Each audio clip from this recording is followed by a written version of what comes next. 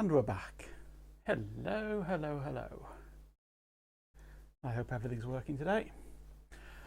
Right. The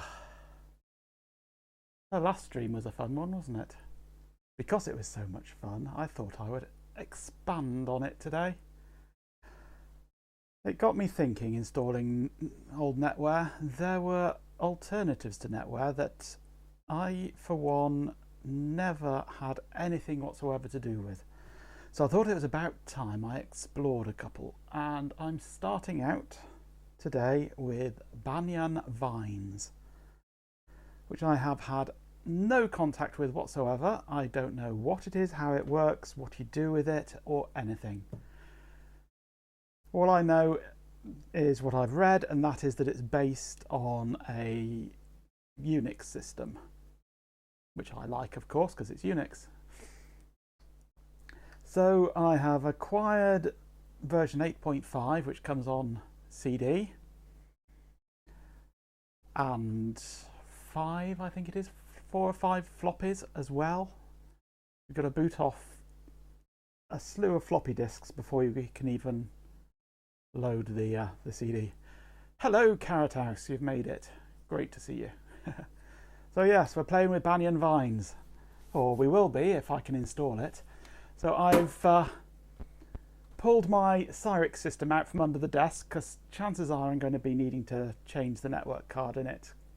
Because from what I've read, there's not a lot of network card support in Banyan VINES. But we'll find out once we've installed it. But that's the first job, is see what I can get going from it. So let's plug all this lot in.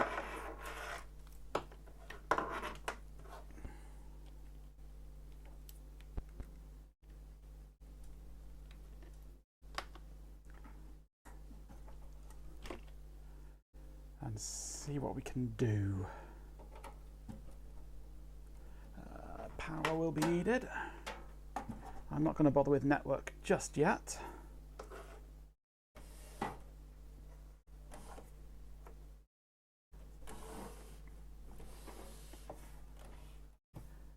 Right. I've got the same SD card that I used for NetWare here at the moment. I've copied. Oh, singing was brilliant because, of course, it was me singing. So very cathartic singing.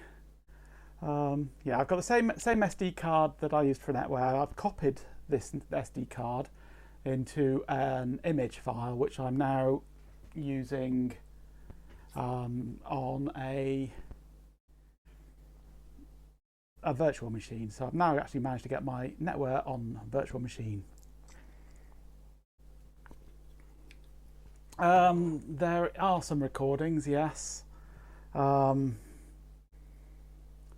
But, well, yeah, they're not brilliant. Right.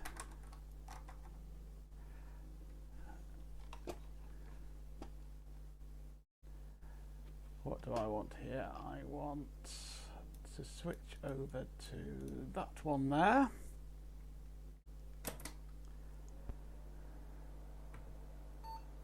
And let's see what we can do. I've got a directory here, Vines, install 1.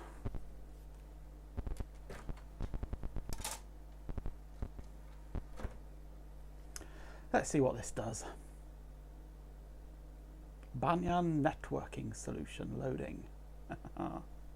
Awesome.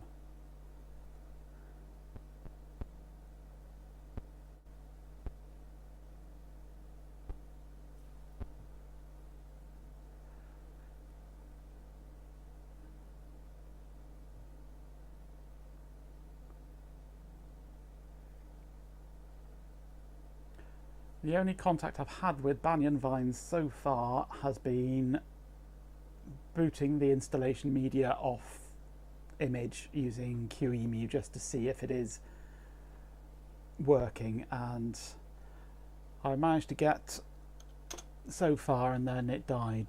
So hopefully on this old Cyrix system I shall be able to go all the way with it.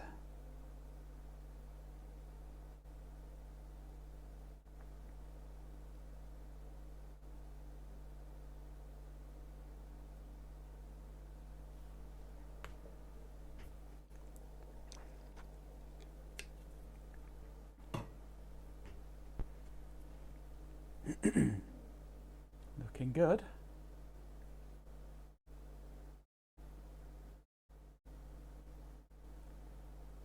I think we want a full installation.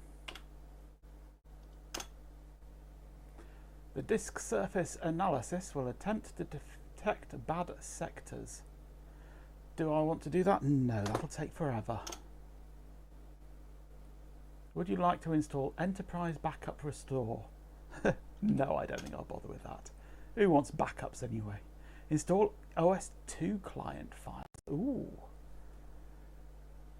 Do I want to bother with OS2 client files? Yes, I will. Because I might experiment with OS2 at some point, and that could be useful.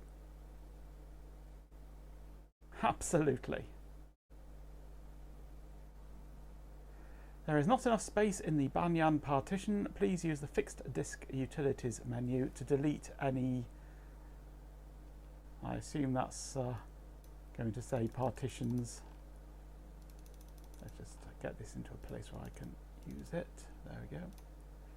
Any unused partitions. Who needs backups? Nobody needs backups. Press enter. New root / disk1 file systems must be constructed on the Banyan partition.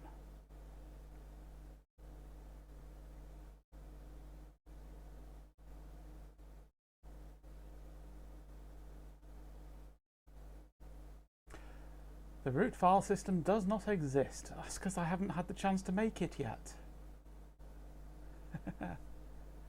We're professionals. Are we really? Please contact your Banyan service provider. I don't think there's any of those around now.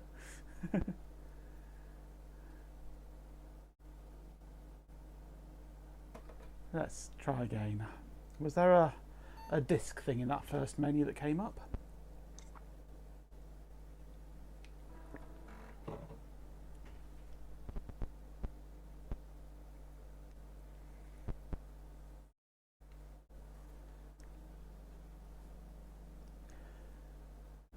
There's another system like this that I would really, really love to have a play with. But I know for a fact I'm never going to get the hardware and software to do it. I mean, I used to have hardware years and years ago that would do it. But finding it now is not going to be easy. I'd need either a VAX server or a DEC Alpha server or something like that. Because I would love to have a play with Digital's Pathworks, which runs on VMS or Ultrix, which of course you need a VAX server or an Alpha server for. So if anybody wants to donate anything like that to me, you're more than welcome to, and I'll have a play with it.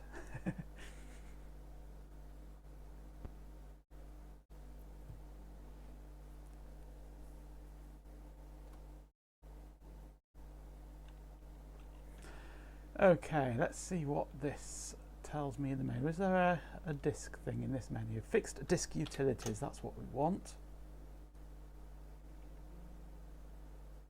Change, examine, fixed disk partition information. Delete a partition. I want to delete all the partitions.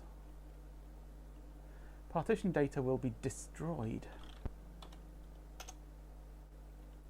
Well, I want to delete all the partitions. Let's start with 4. There we go. And yes, and 3.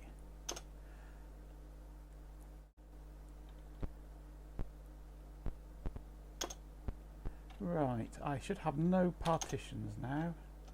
Excellent. Oh, a Spark 5. I used to have was it a Spark 5 or a Spark 10 I had? Oh no, it was not Ultra Spark was my main workstation at one point. I've had loads of Sun servers and Sun machines. If you want to know anything about Sun, come to me. I've used them a lot in the past. So yes, I shall have to come over to your channel and and watch you struggle with it. It'll be a laugh. It'd be nice watching somebody else suffering the pain. Okay, I want to. I don't want to delete. I don't want to display. I don't want to change. There is no active partition.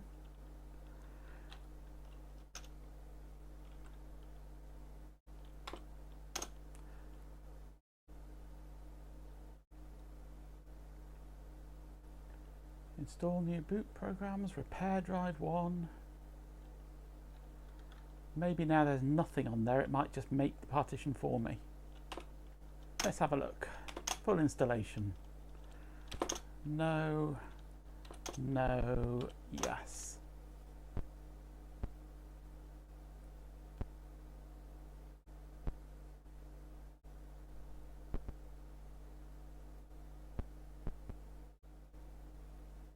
Yeah.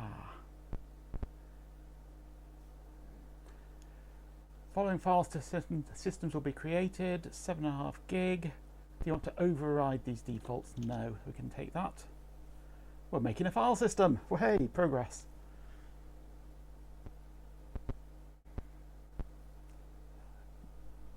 The first Sun systems I had were IPX. Is it IPX systems? It's the little squat fat ones.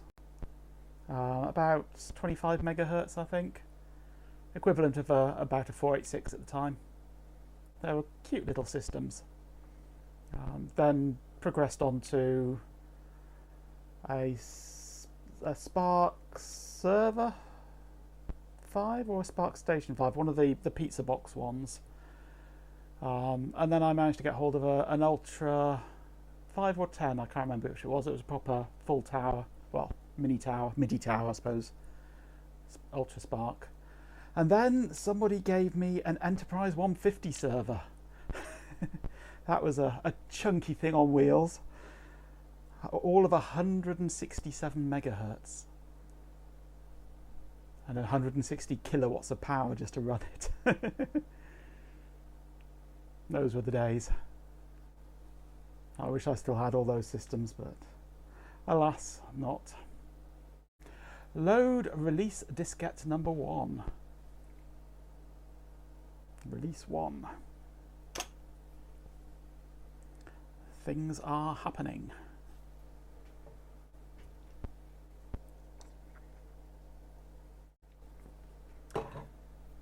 I shall have to remember that if ever I need a scapegoat, I shall blame Cobb.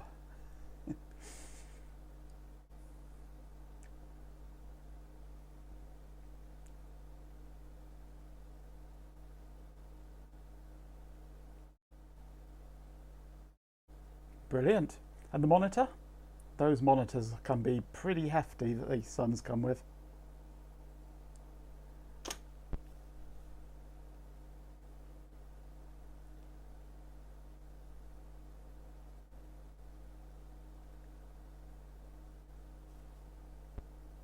Release diskette 2 is in.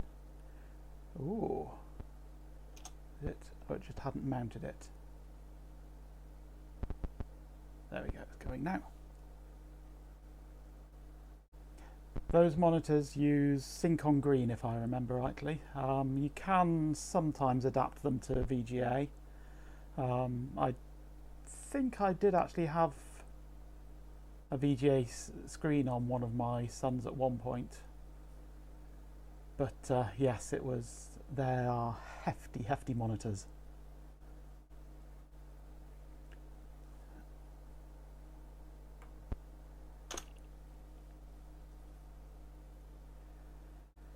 Kernel configuration we're into now, apparently. If you wish to try the driver package installation again, make sure the correct diskette is in the drive before continuing.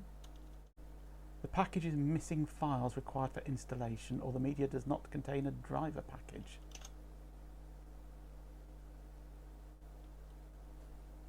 Ah, I went the wrong way with me knob.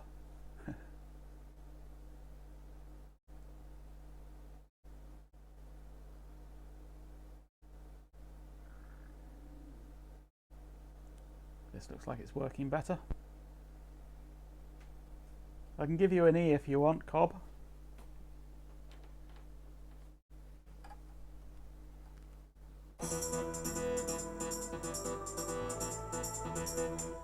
Let's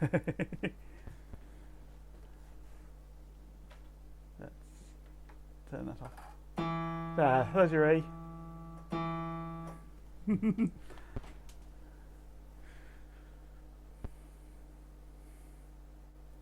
Oh, things are happening. Installing kernel files, file system, Banyan drivers.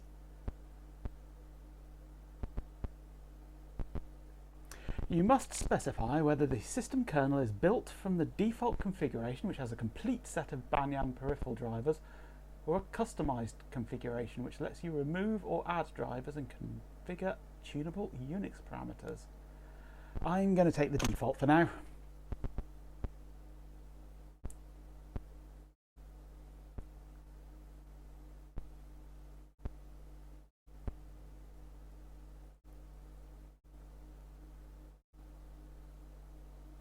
Kernel build is complete.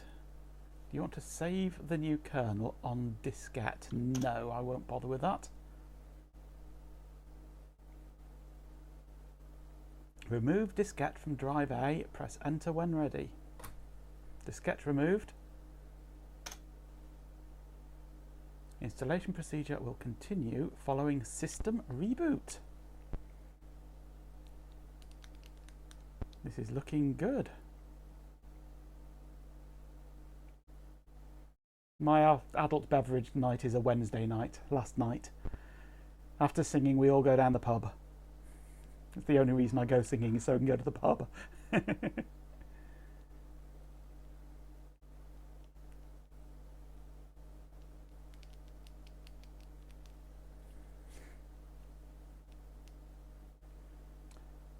loading. Doing things.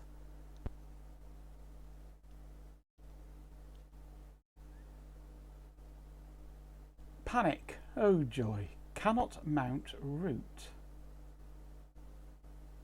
Okay.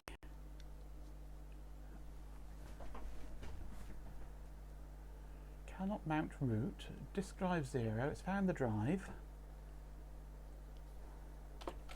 Press H for help.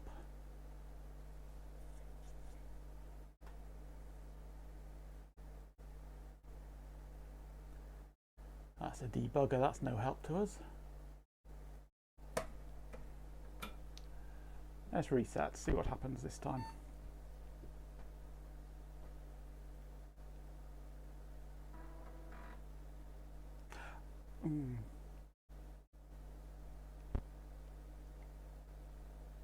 I've just had a thought actually with this SD card. Well, not the SD card, the adapter for the SD card. It's not going to like this. These cheap SD card adapters have to have either an MS-DOS or an NTFS partition as the first partition, otherwise they think the drive is blank. So I'm thinking I might actually put some spinning rust in this instead. Yeah, I'm going to put some spinning rust in this instead of an SD card, because it's not going to like booting up off it otherwise.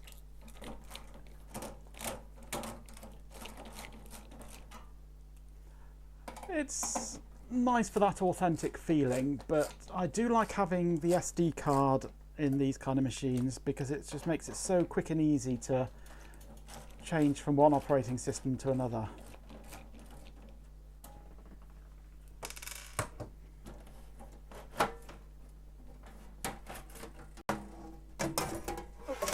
I'll just smack my camera up there, shall I?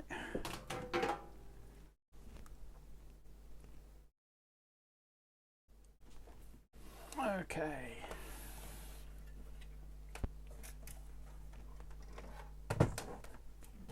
I can treat you all to the glorious insides of my Cyrix system now.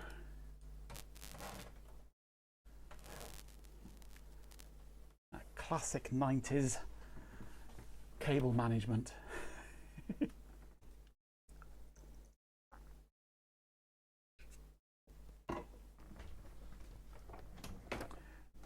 Right, how big a hard drive shall I fit in this? And can I even get into my hard drive drawer at the moment? Oh, floppy disks in the way at the moment.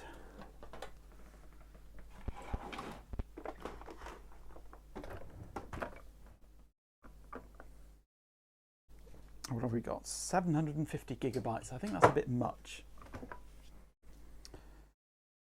200, that's SATA, that's no good.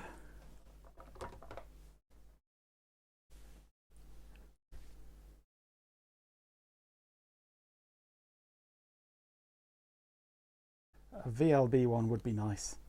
That one's also SATA. The only 486 board I've got is my gateway, which is PCI. What's this one? This is 80 gigabyte. That's a bit more reasonable.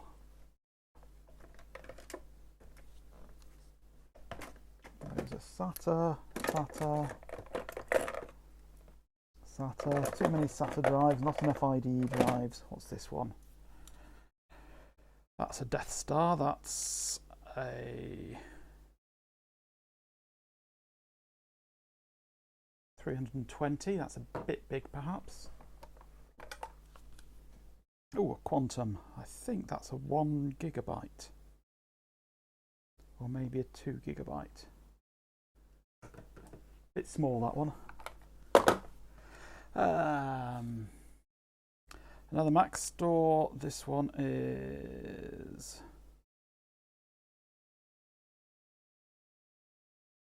61.4 gigabytes. That's quite a good size.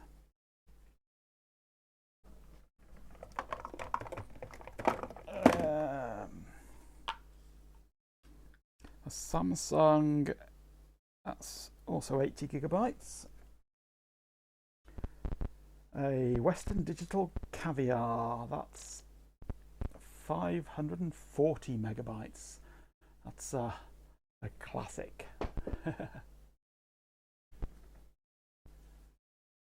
I don't have that many components, but I have gathered a few. Those are all SATA. So that's my IDE drives. I've got 1, 2, 3, 4, 5. I've got 7 IDE spinning Rust drives.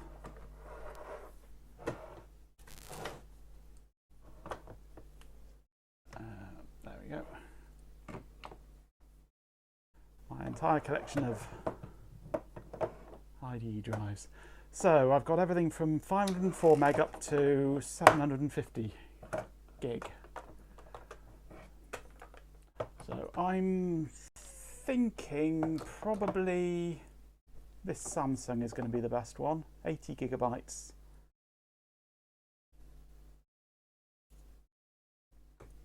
I think that one will do the job.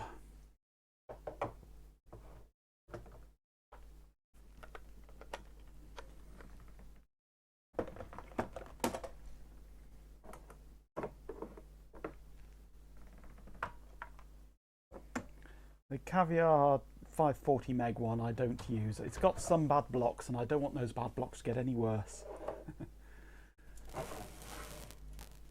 Right. This has a handy removable hard drive tray.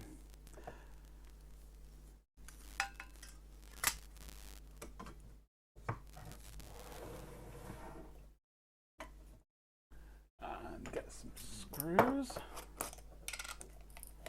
A random assortment of screws in this pot. I do have a pot dedicated to this size of screw, but I don't know where it is.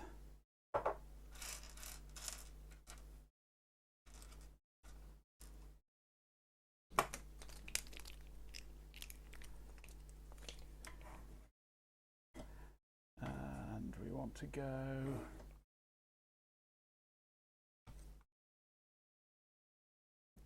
in order for it to hit both sides, it's sort of got to go here, hasn't it? Sticks out a bit much for my liking there. We can't get, or can we? If I go there, does it hit? Not quite.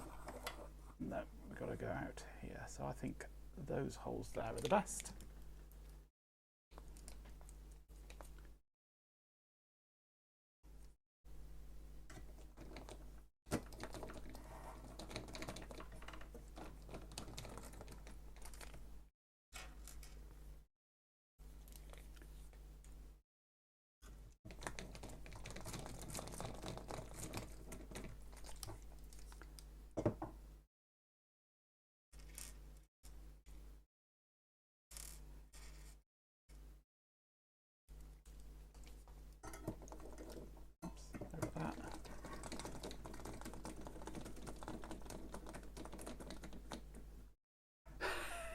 So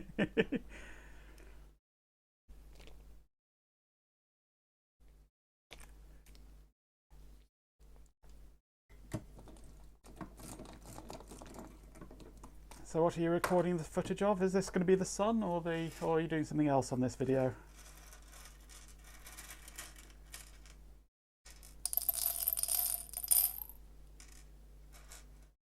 Sony Vaio. Oh, I used to have a Sony Vaio as well. Laptop. That's a nice built machine. Very slim, lightweight, reasonably powerful. Yeah, nice machines, Sony Vaios.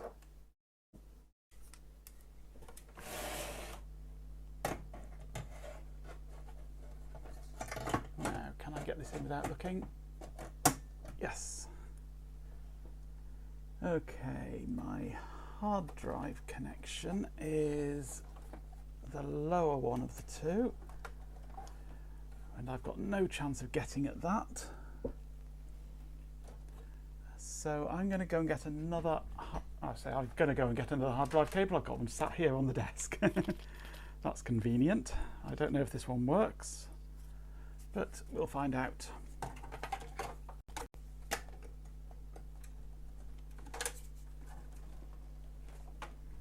Now, which ID connector on here?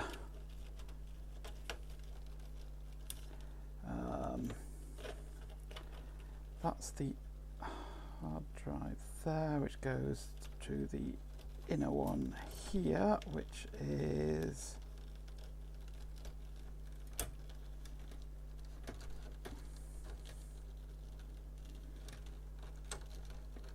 that one. Okay.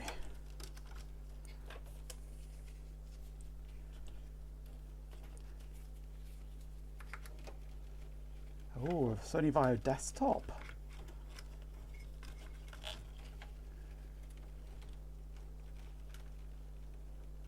With the original recovery still intact. Oh, get those drivers off there.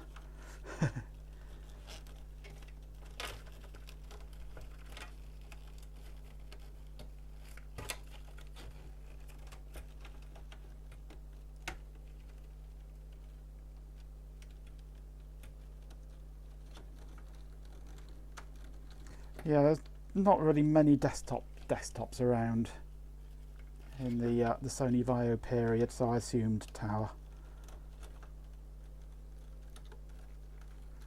It's only in more recent years where the tiny little desktop computers have sort of made a resurgence, with no real full desktops anymore.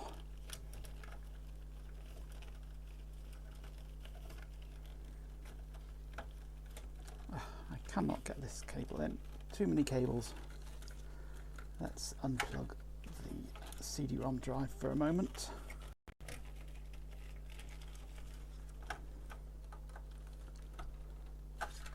Ah, no wonder it wouldn't go in. This is a keyed plug, but that's not a keyed socket. Right, I could try and remove the key, or I could go and get another cable. I'll get another cable.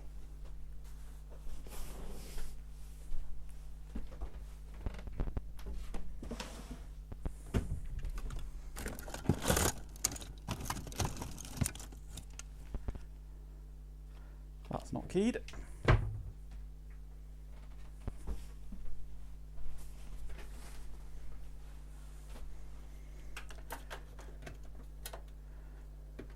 It's also not an 80 conductor one, so I won't get the full speed out of the drive, but I'm sure we won't notice on this old system.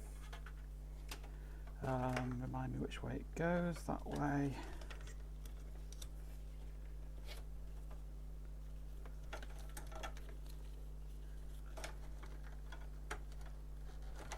That one there.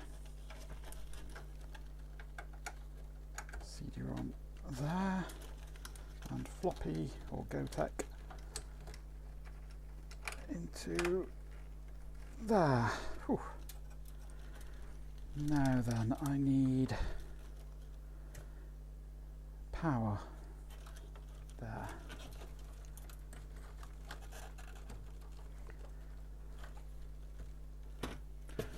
Okay, I think we are ready now.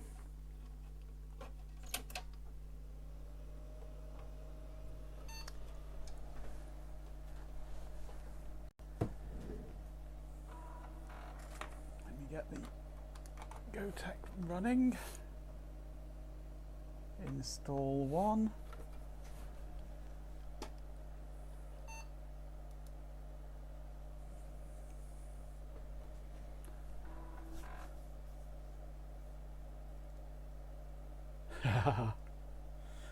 Airflow just wasn't a consideration back then at all.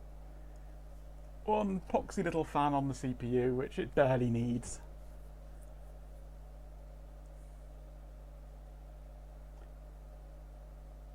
Now's when I find this hard drive doesn't work.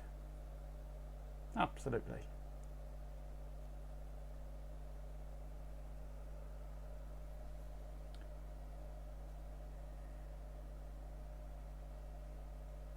It hasn't found the hard drive, but that may just be BIOS. ID hard drive auto detection. Nothing found. Okay.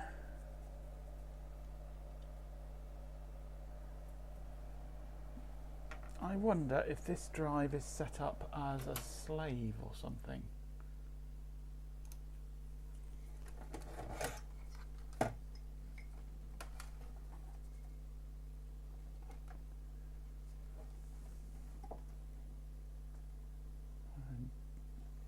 not seeing anything unless it's on the label hidden under there. It is, isn't it? It's hidden underneath and I can't see it. I have to take it out again to see if that's set as a slave. Or maybe just generally isn't working.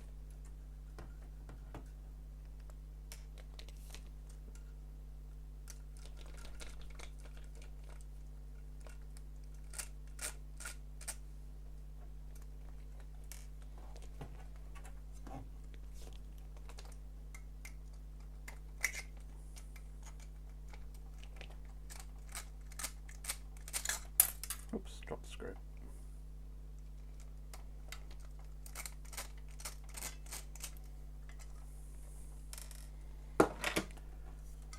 Okay, jumper settings.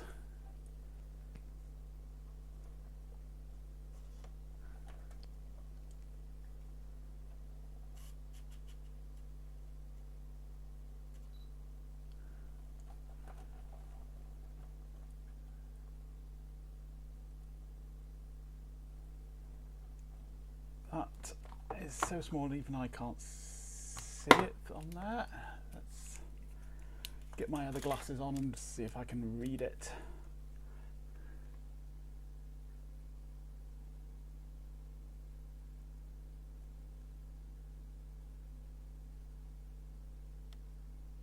That looks like it's set to cable select.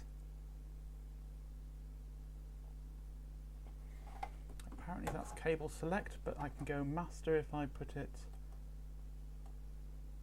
on the far end.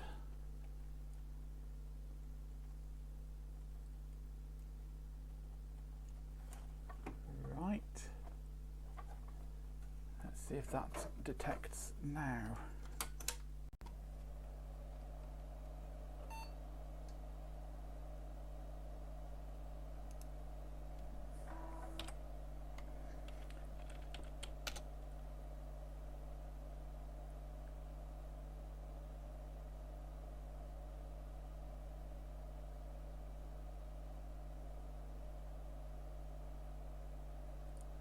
Nothing much happening here.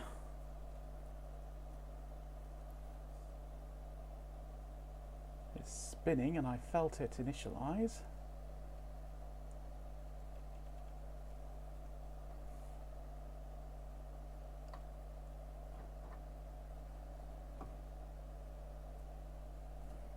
Or maybe it's a dead drive.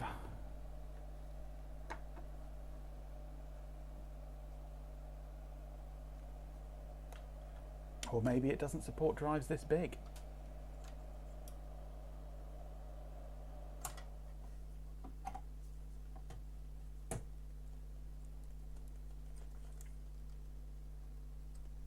Or maybe this is a bad cable. So many variables. Let's try another drive. Let's try a trusty Mac store. Sorry, a rusty Mac store.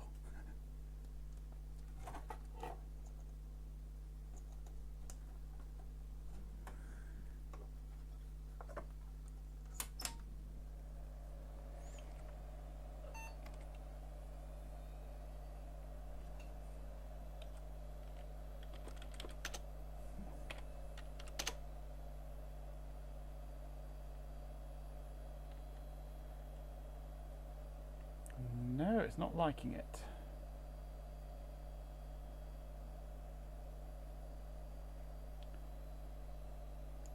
That's 60 gig.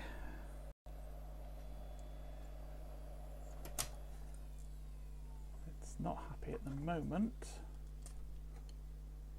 I have got this plugged in the right way around, haven't I? That's pin 1 that end, that's pin 1 that end, yes. Let's try something else.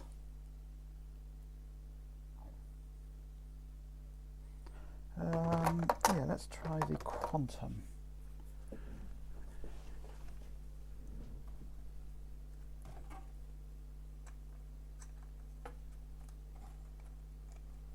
Let's go small.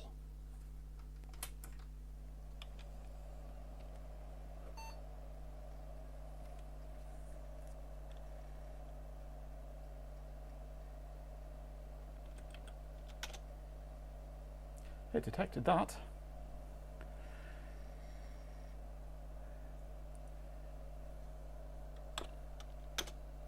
We're happy with a gigabyte. We're happy with an 8 gig card.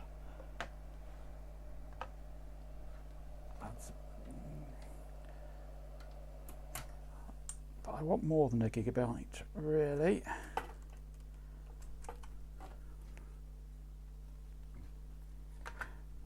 So let's go for 320, far too big. 80, far too big.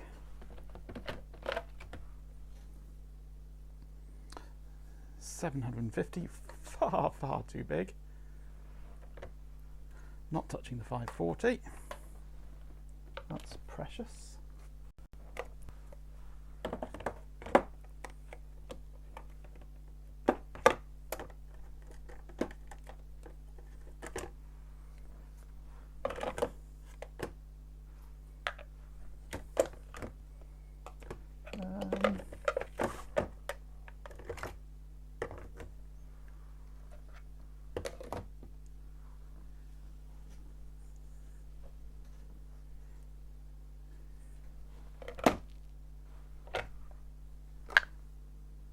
Those are all SATA.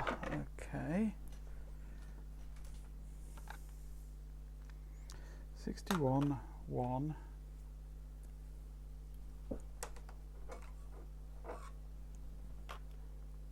80.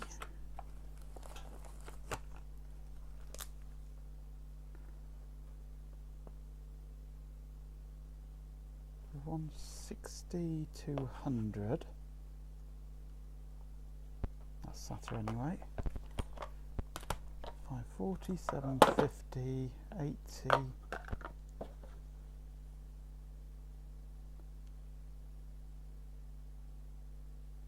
320. I thought didn't I have an 8 gig drive earlier or not?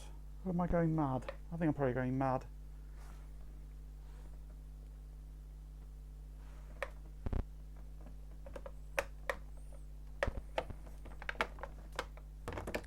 That's SATA, that's SATA, that's SATA, that's SATA, that's SATA. No, I must have imagined it. Well, the Quantum is, I'm not sure whether it's a 1 or a 2, because the label on it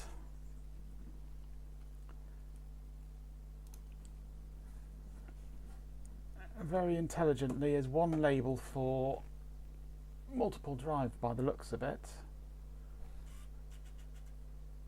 If I can get it to focus.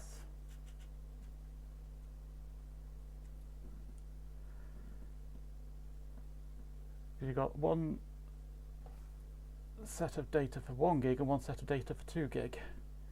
It specifies both 1 and 2 gig.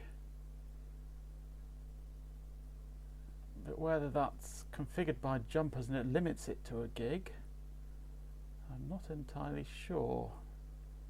Master factory default, slave jumper, parking position, master with slave present, master slave, cable select. No, there's nothing there for limiting. So it looks like they've just got one label for both the 1 gig and the 2 gig, but nothing to actually say which one this one is.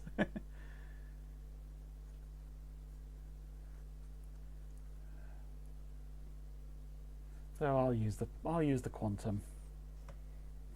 I'll use the quantum. No, I'm not going mad. I went mad years ago. It's far too late for me.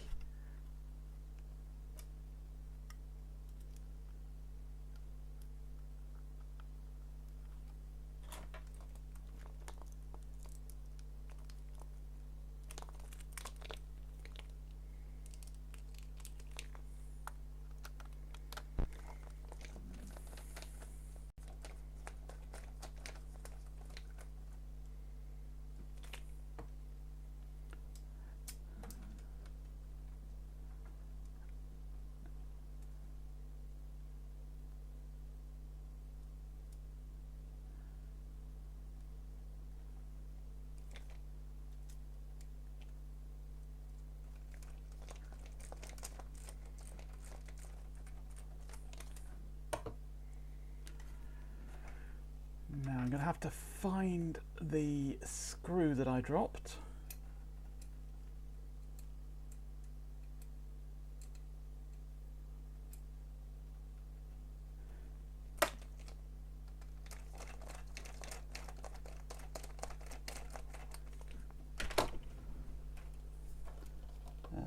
There it is.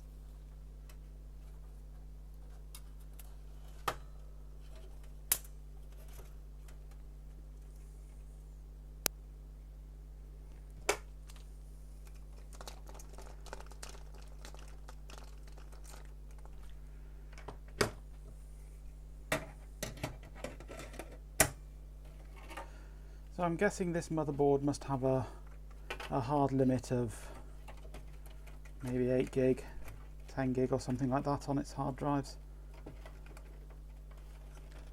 DOS can't take any more than 8 gig. Why would bother supporting more than 8 gig? Okay.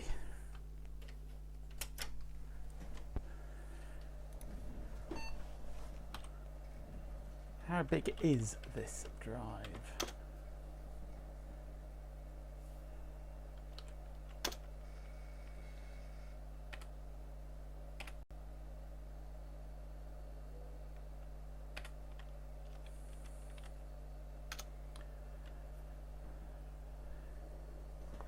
Let's get the right glasses on so I can read the screen.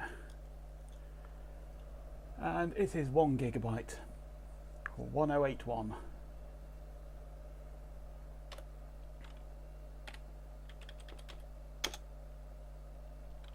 Oh yes, no typing in of numbers for me.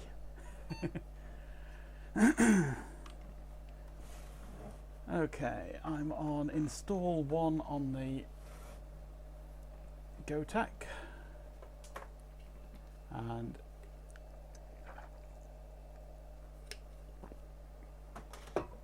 booting the floppy.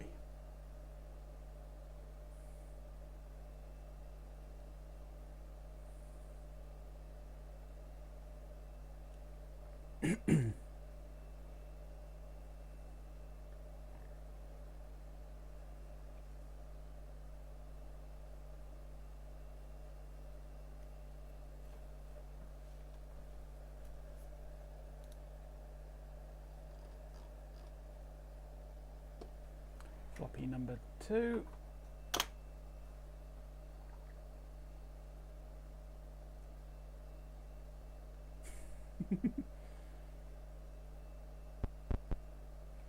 You'll have to give us a link to your channel, Carrot House, then we can see these clowns and dancers.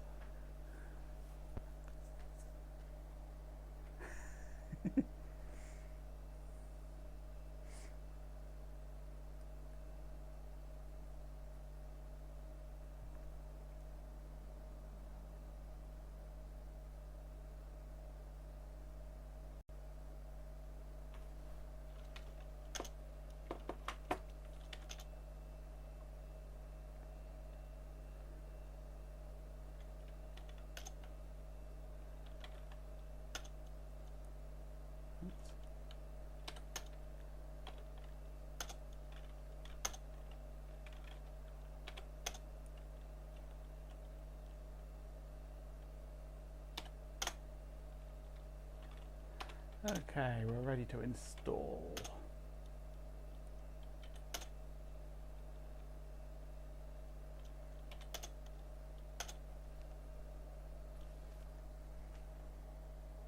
Oh, that's an easy one to find.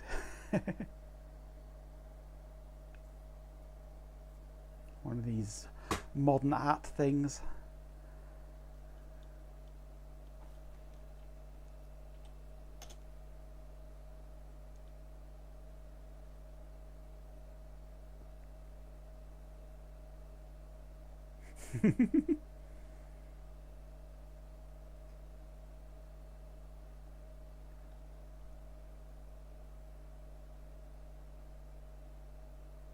Don't forget to click that bell.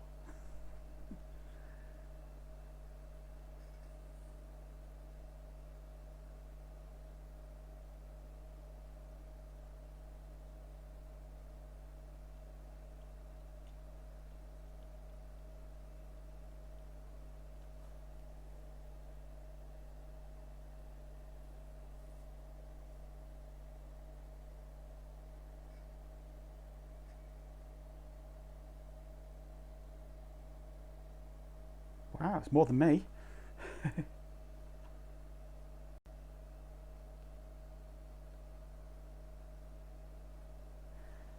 Okay, next disk is release 1.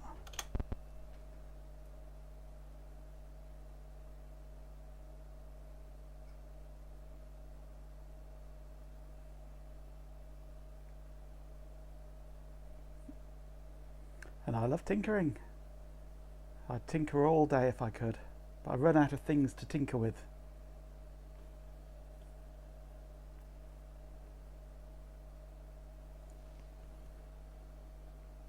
Next disk.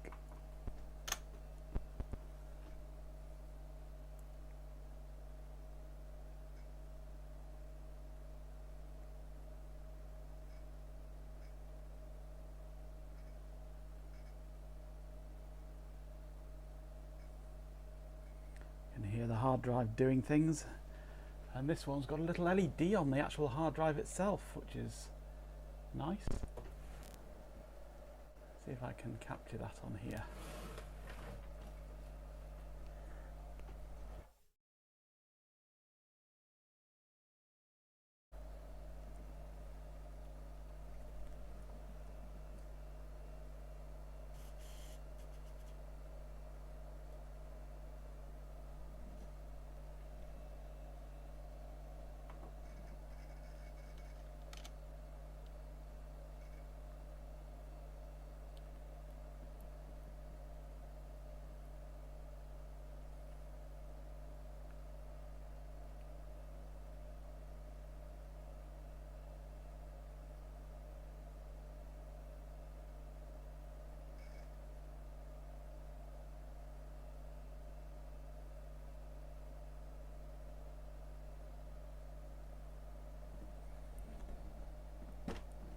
Thinks it's installing something. I turn off that light. There we go, you can see the LED flashing away now.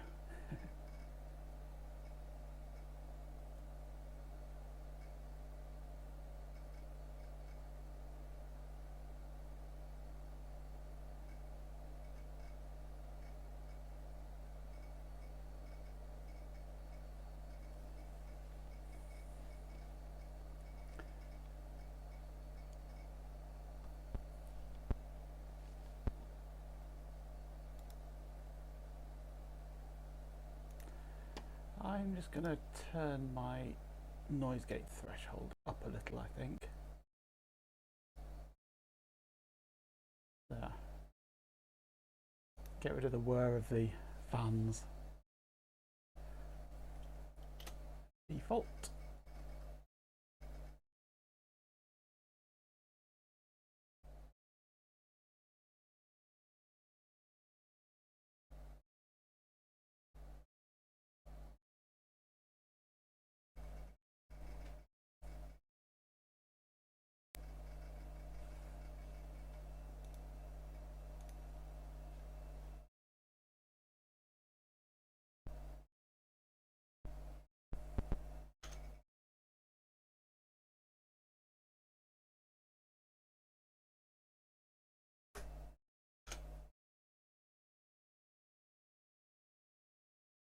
Right, we're back to where we were before, this time with spinning rust.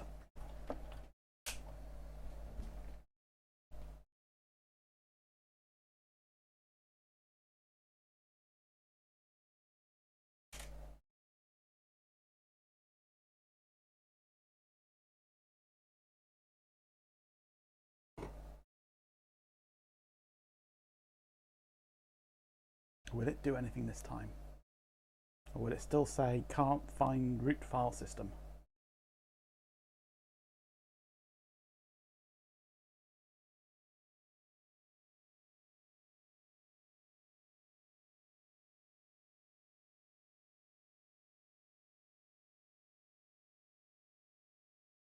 Cannot mount root. Okay, not quite sure what we're doing here now then.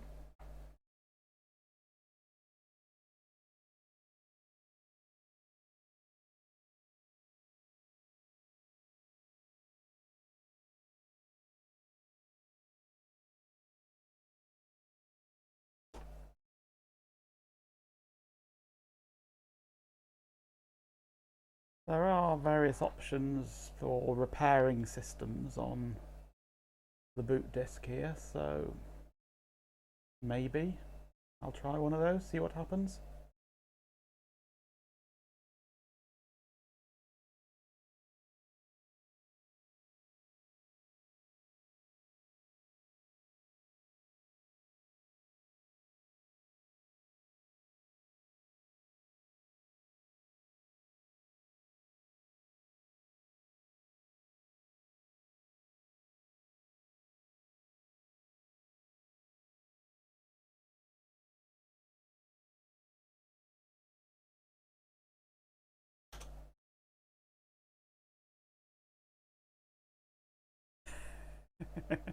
Whatever you do, there'll be comments. Oh, your nails are too long, you need to cut them. Oh, your nails are too short, you've cut them too much.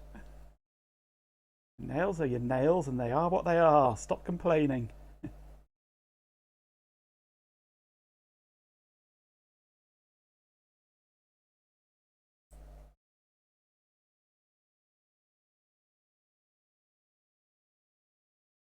I never bother cutting mine. Always too busy biting them. Fixed disk utilities. Repair drive 1. This procedure will destroy all data on the Banyan partition on drive 1. I can do a reinstallation, possibly? I don't know. Let's look at what else there is. Install new boot programs. Yeah. Seems to be instantaneous. The drive flashes when I do it, so.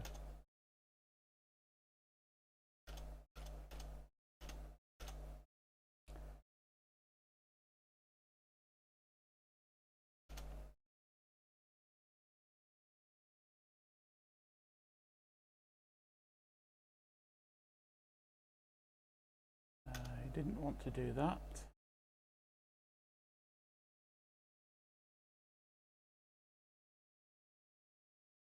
I wanted to do that. Play. We've got a Vines partition.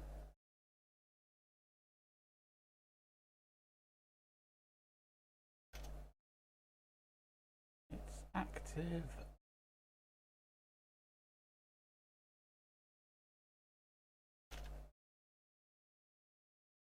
Let's go for a repair.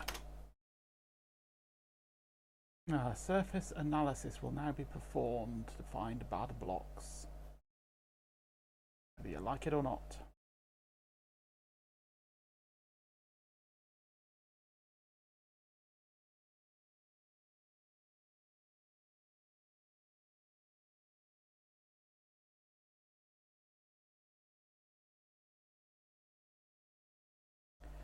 I need to get my guitar out and start playing again. It's been so long since I last played it.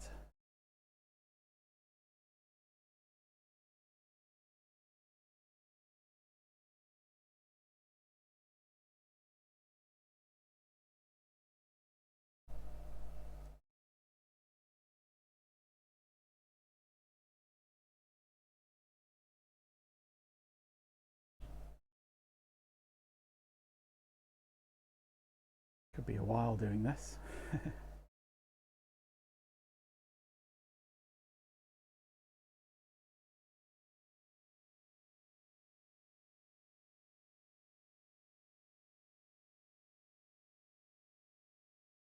You've got one of these fancy plug-in guitars, have you? That's too high-tech for me.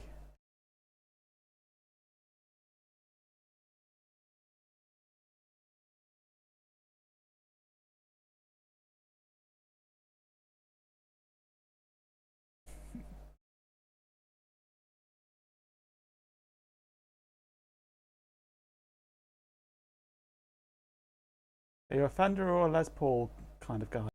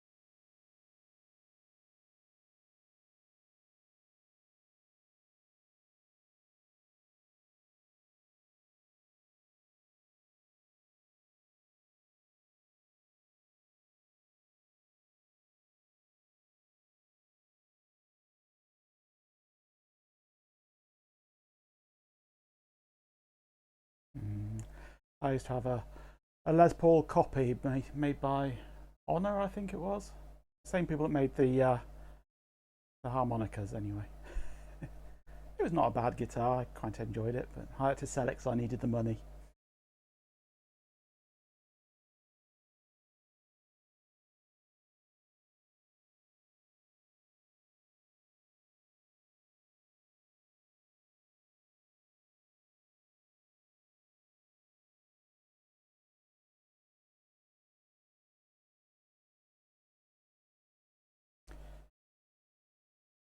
Yeah, OBS can be a bit strange at times. It's a very flexible system, but you need to spend weeks installing all the right plugins to get it doing everything that you need. And if you want to do recording at the same time, that gets even more tricky. If you can record directly on your camera whilst streaming, then that's the ideal situation.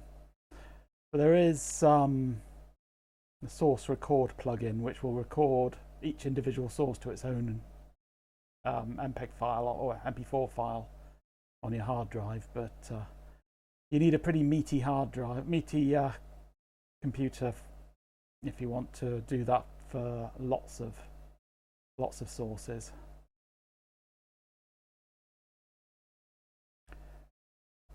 I tried setting it up on my setup here to record all my sources all the time, and it just had a complete and utter hernia.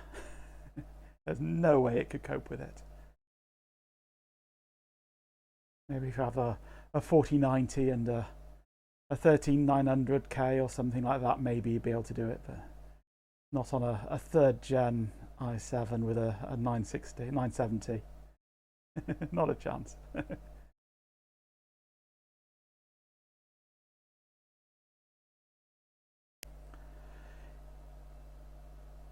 Yeah, audio is more important than video. If you can get your audio right, it doesn't matter if your video is a bit ropey. I mean, I'm not 100% happy with my audio. It's a cheap KimaFun digital microphone thing, which I've got going into a Mixmeister Ion from God knows how long ago. As my DAC.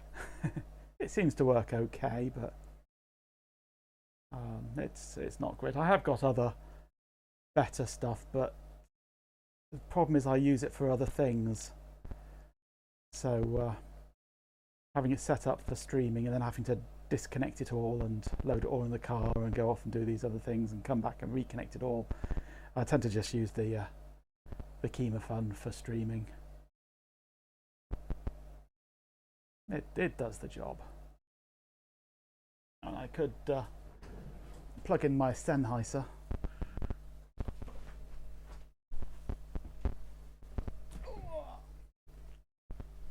This is my my main baby. Oh. Sennheiser MK4.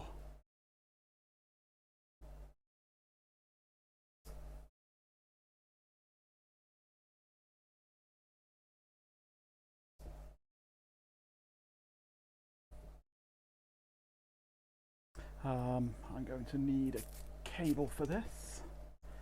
I'm not sure I can even do this live, can I? I might be able to. Cable should be in this bag here.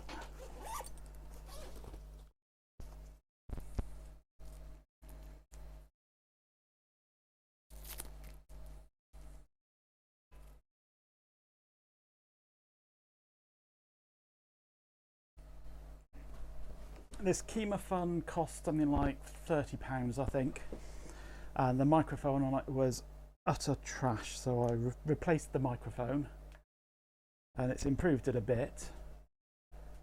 The Sennheiser I got second hand. It was pre-owned by the BBC, and this cost me £450. So if I go, can I do this? Yes.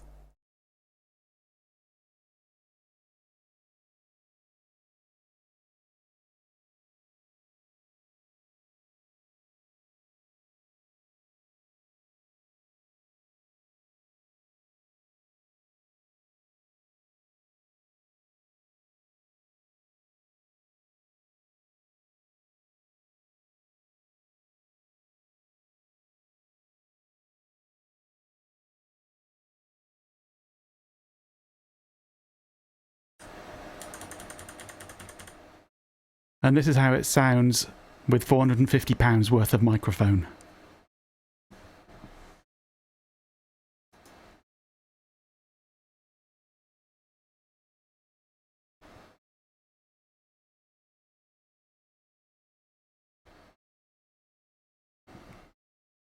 It's got a wonderfully cardioid pickup on it that only picks up me. It doesn't get any of the noise from around the rest of it. Plus, of course, all the bits that I've got in front and everything. It's all very very high end, this microphone. I do love it.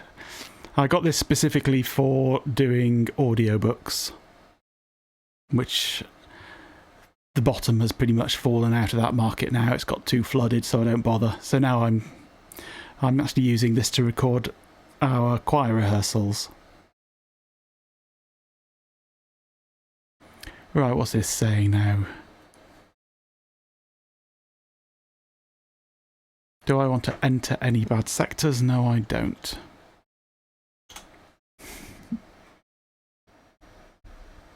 Albert Asquith, 073 646 0934.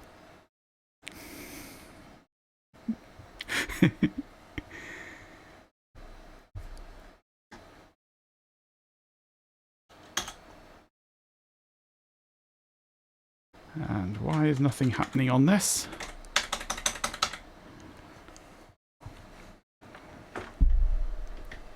It all seems to have broken.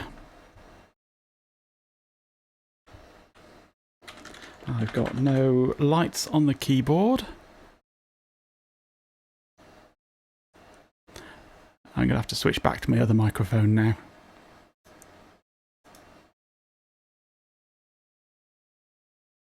And we're back on this one again. Let's get this out of the way.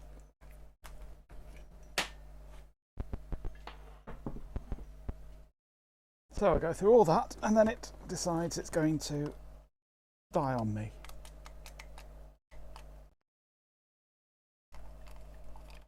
The KVM is all plugged in correctly. Oh, number lock's working now.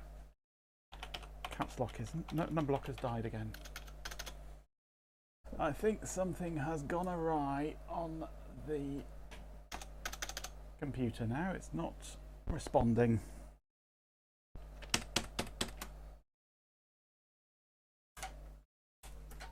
Let's reset.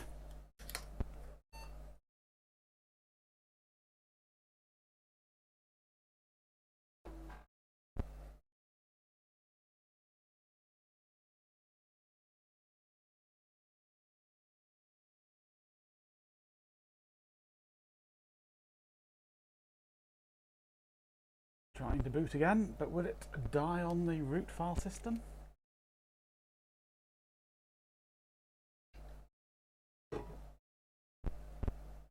And now it says cannot load /Unix because I tried replacing that and it didn't like it.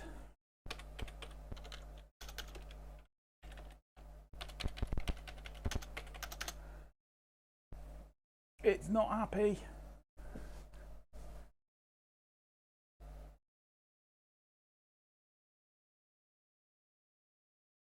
I'm wondering if there's any point in carrying on. I do have another copy of Banyan VINES, version 5 instead of version 8, which just comes on floppy.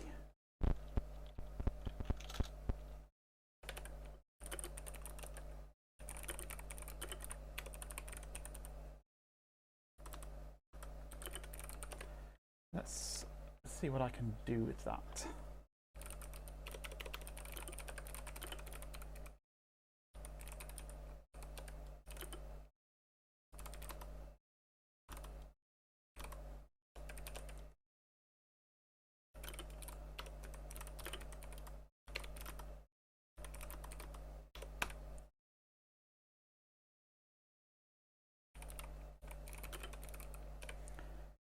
This one does have problems with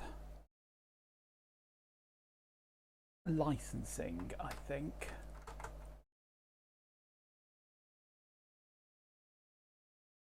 So it may not be able to do anything when installed, but it will be a test to see whether it can install.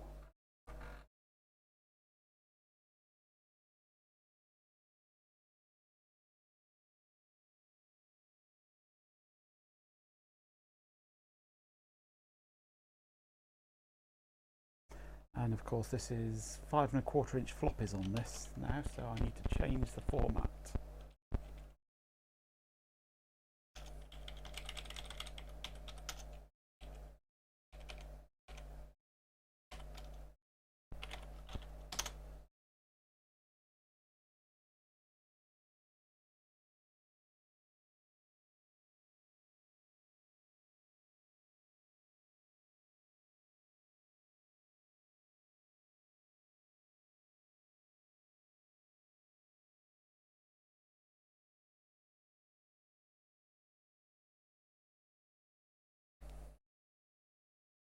Right, we're loading Vines 5 now.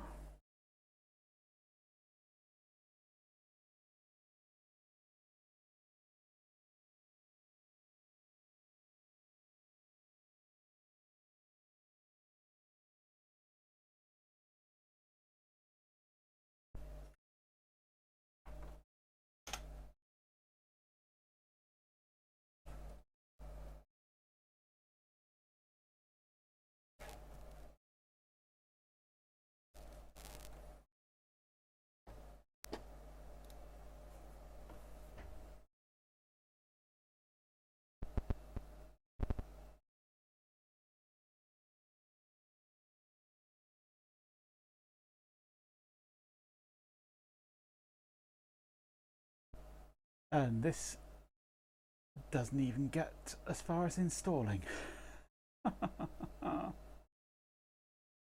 Kernel mode trap.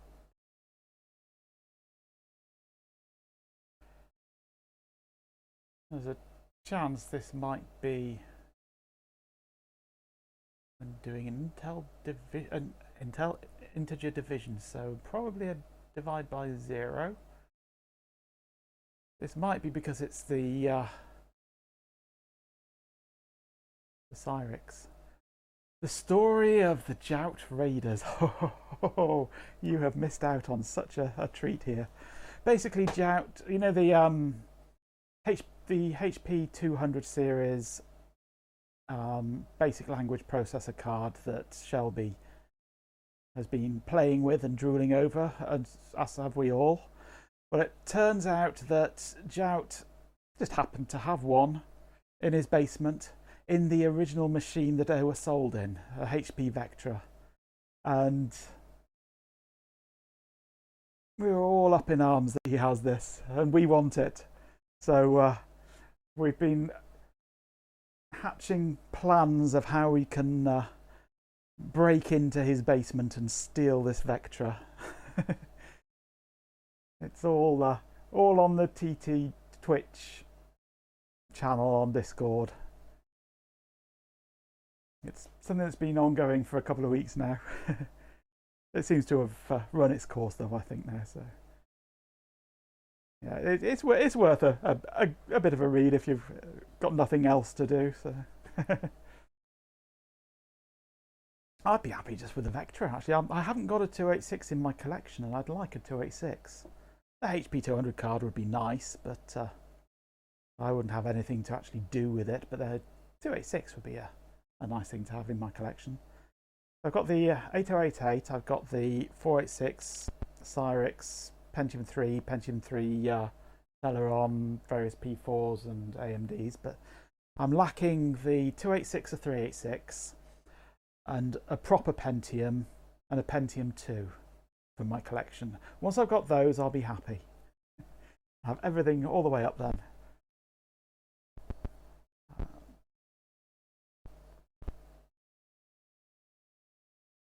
Right, this is not working in here at all.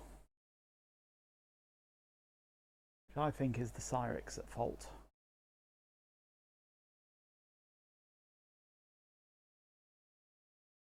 So what can I try running this on? I could put it on the 486, but that's got no memory, although I could put more memory in it. I could try the P3.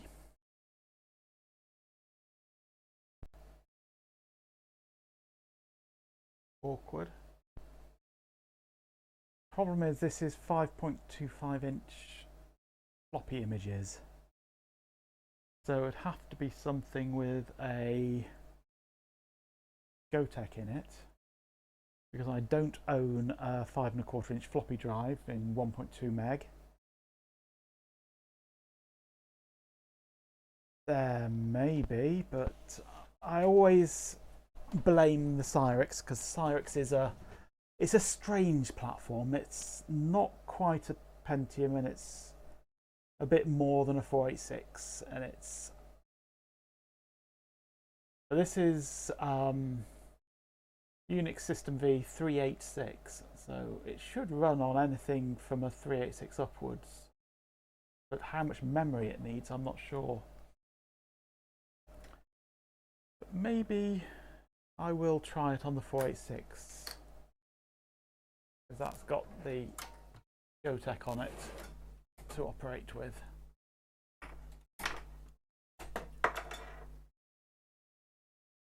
And I've just realised I've left the... Oh, I don't need the old CD because that's for version 8.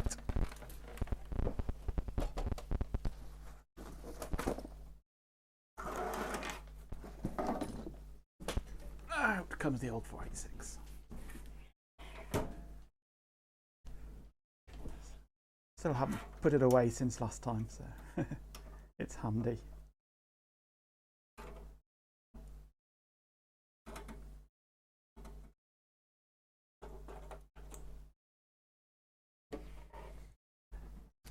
I'm not actually going to install yet. Just see if it'll boot.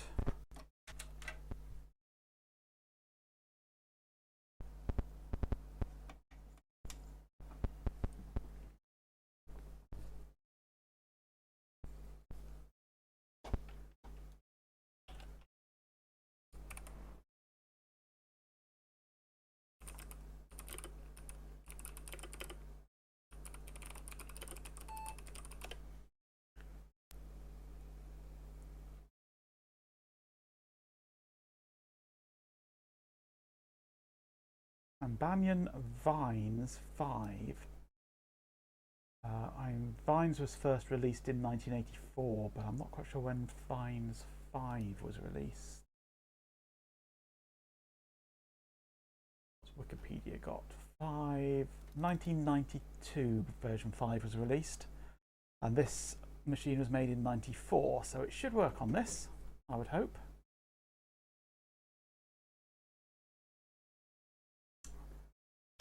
Floppy drive type. Must change it.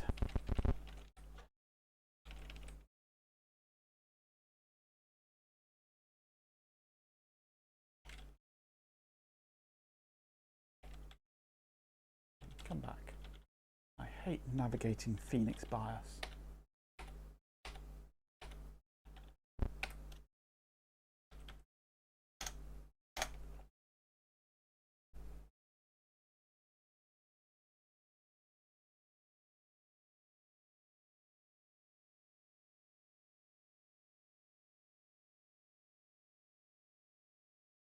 I've only got 8 meg in this at the moment.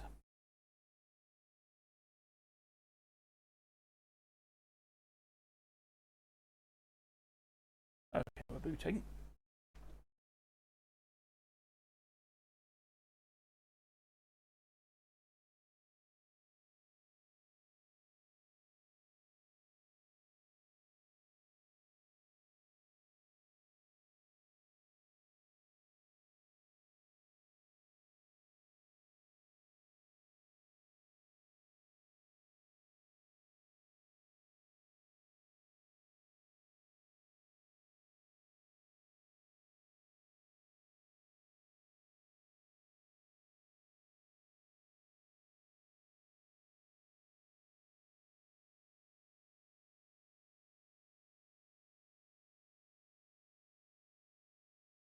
There is available,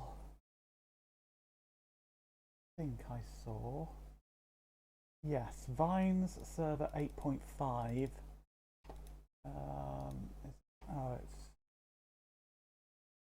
It was available, but it's the link is dead. There was a VMware package of Vines 8.5, but unfortunately it's gone link dead now, so that's not going to work.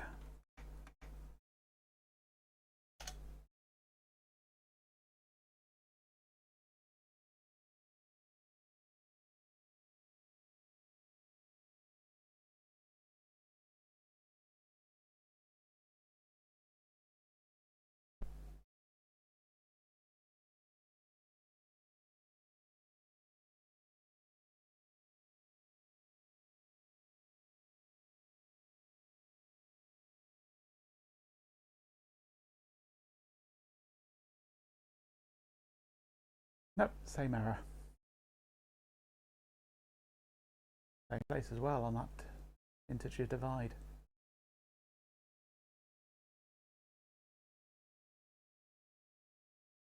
So it's not the Cyrix that's causing it then.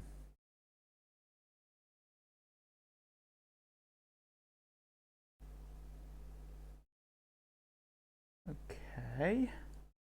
I thought I'd tried this on QEMU and it had got further than this. And I was emulating it with a 486 CPU.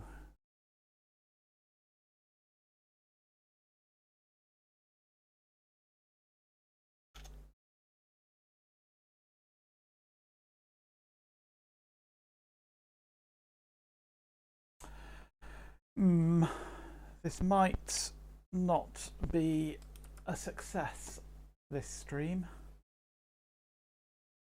which is a shame to say the least.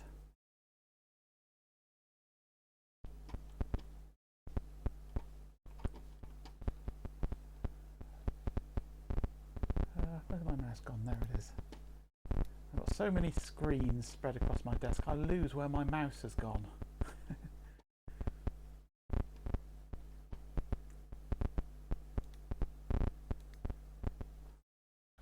Let's have a look.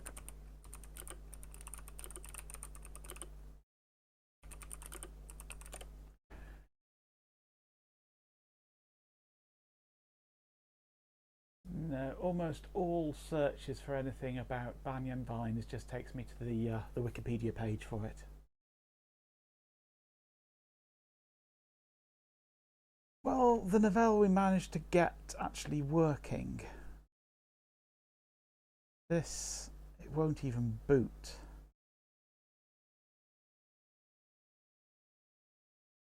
The installation of 5 won't boot, the installation of 8 says it installed and then just won't.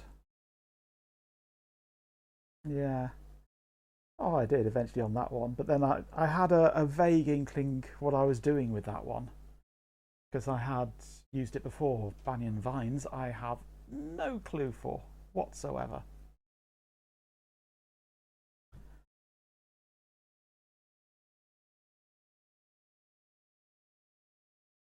So I'm kind of at a loss for where to go from here really now.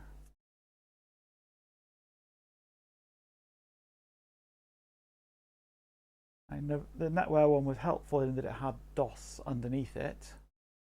This has nothing underneath it. Well, it's Unix underneath it, but until it's installed, you haven't got that Unix to be able to do anything with. So you're a bit stuffed, really.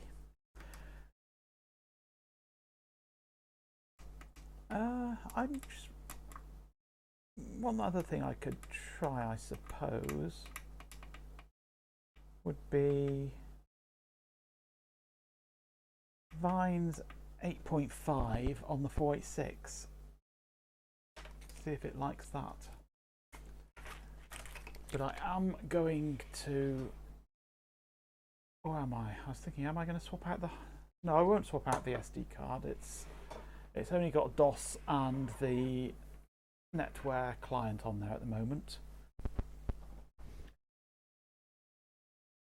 So I can easily rebuild that. But what I do need is the CD-ROM, which is in here. So the last thing I can try, I think, is 8.5 on the 486. Yes, I know I've not plugged in the video.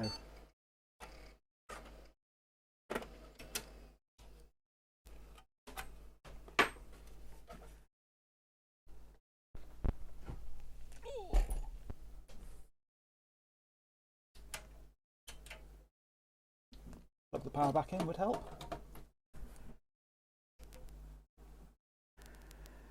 I haven't even got to the stage on this yet where it even needs the CD-ROM, so fingers crossed we will do now. At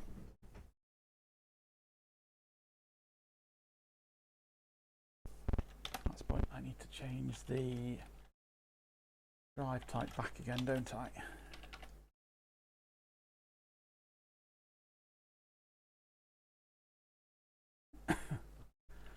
Unfortunately, I don't own any Suns at the moment, but if you want to send one over, I'll certainly stream with it, yes.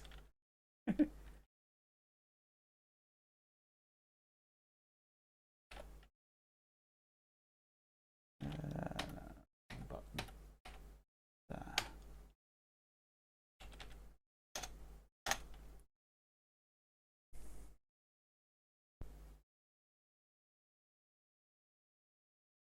Stuffed is exactly like those characters, yes.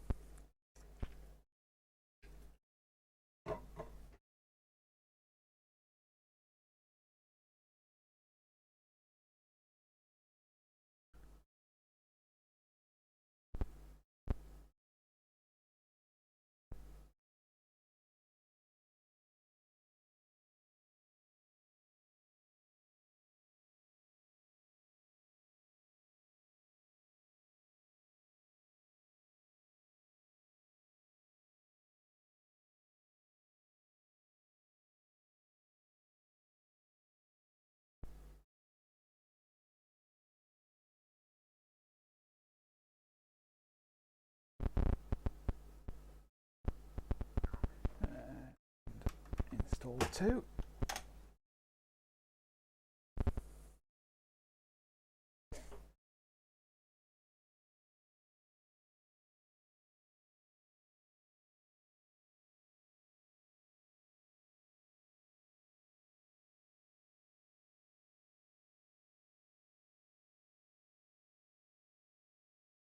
Well, I'm actually getting to an answer to the question that I posited in the stream title. What is Banyan Vines? And I think I can safely say a complete and utter pain in the rear.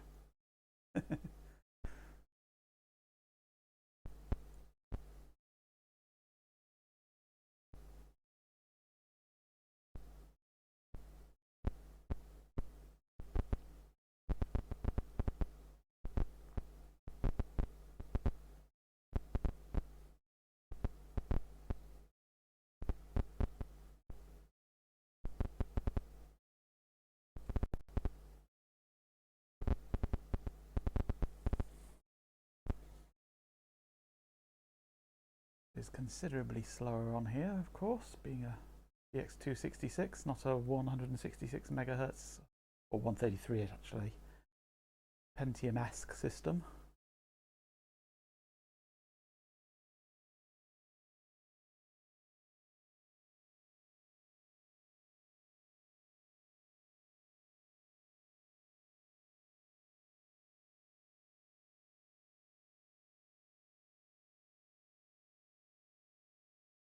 Of course, on here it may never get past this part.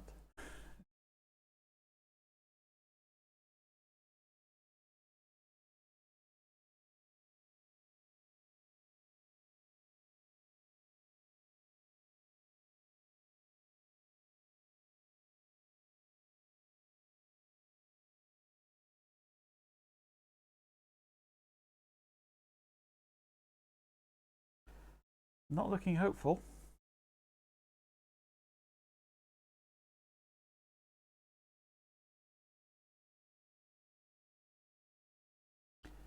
No, I need you talking on here.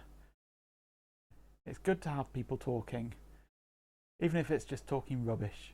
Because then a new watcher appears and sees activity on the chat and they feel inclined to join in. Whereas if it's just silent on chat, they just turn up, go there, and then sod off again. So no, I like a good lot of chat going on.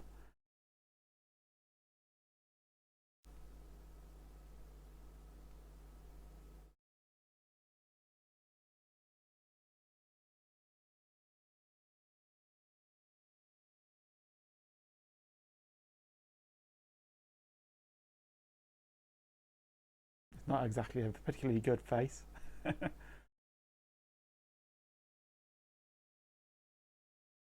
I don't think this is doing anything.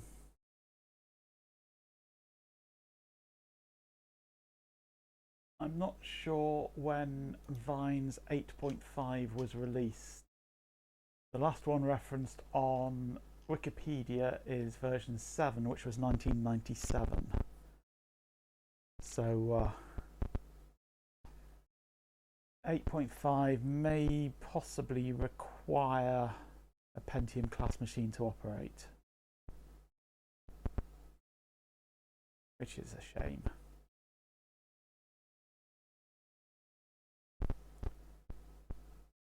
I guess the other option then would be take the Pentium 3 system and try running it on that, see if that helps. Give that a go. Not got a GoTech in it.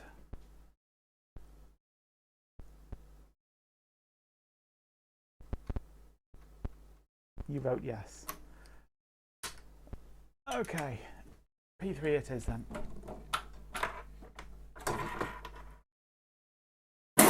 Oh, crunch. Of course, you know what I've done.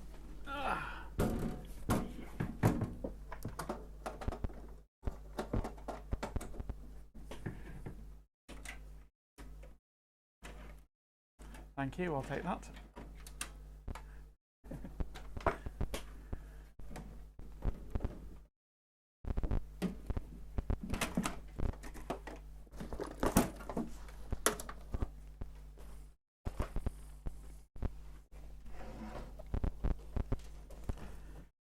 My current holy grail machine that I really want to get is a Pentium 2 450.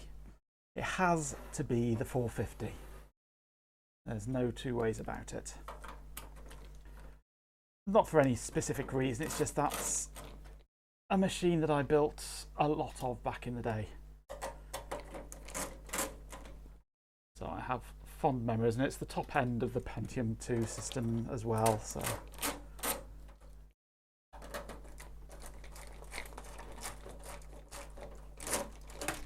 it's one of the fastest slot ones you can get before going to Pentium 3. Quite possibly.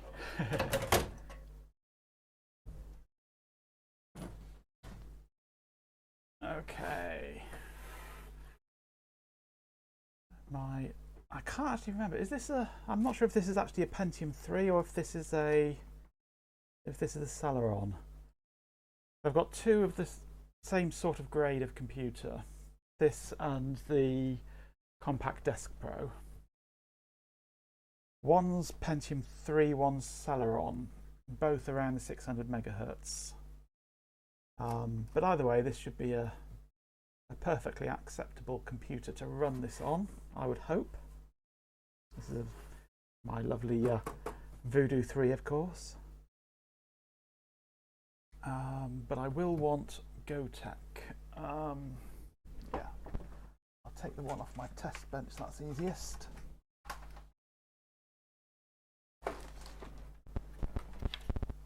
There's my test bench. This is a Pentium 4 in here, so this is a bit too new, I think.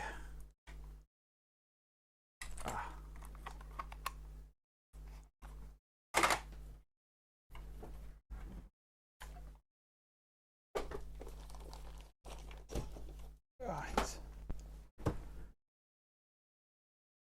Let's get a bigger view of that. There we go. See that better? Right. Floppy drive disconnect.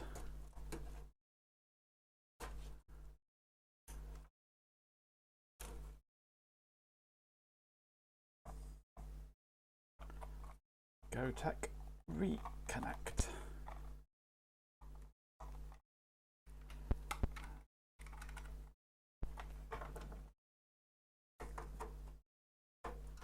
Voodoo.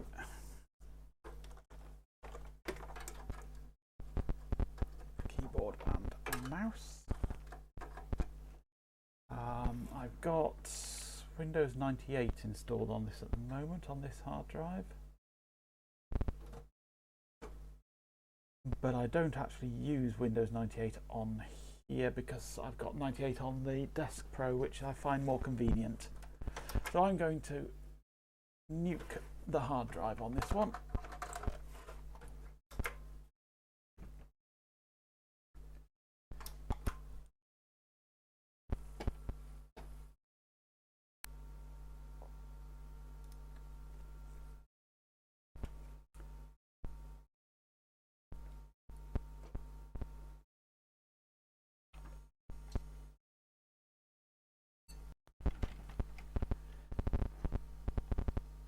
CMOS check some error. Why would you be doing that?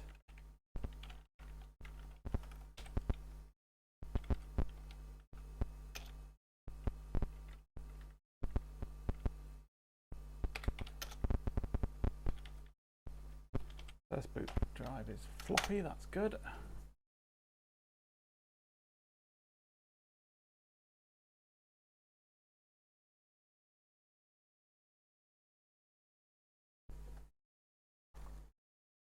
Wrong install disk. Oh, I've got 2000 on here actually, haven't I? 2098 multi-booting, so I'm not going to nuke this hard drive. I've changed my mind.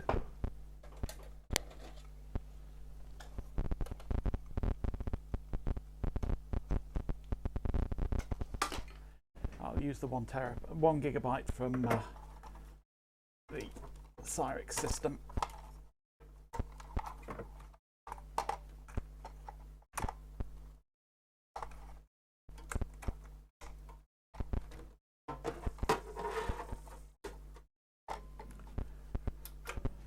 Love those dangling drives.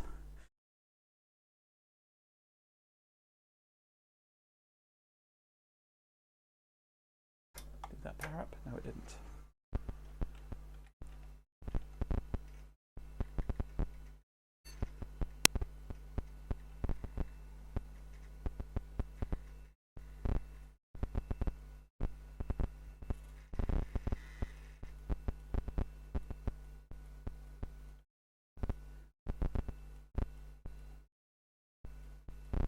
I shall do once I've finished this stream, yes. I've just remembered this is one of the Gotex that I've modified with a speaker.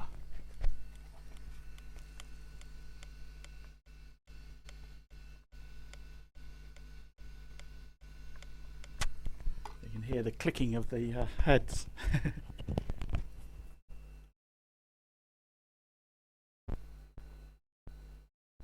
It's quite useful actually because you can tell that it's doing something without actually being able to see the front panel.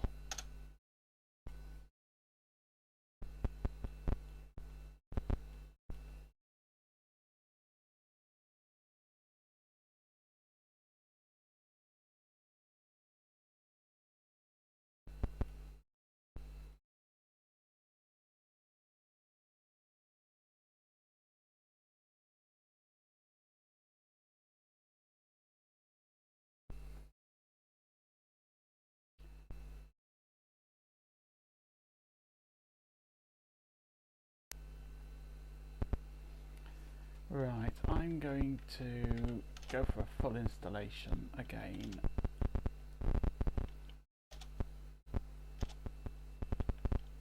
It's found a route.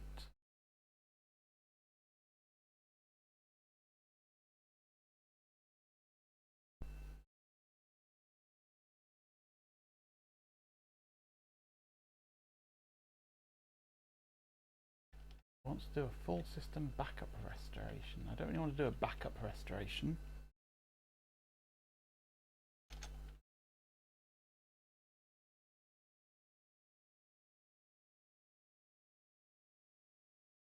I want to go back. You don't have an option to go back. Let's reboot again.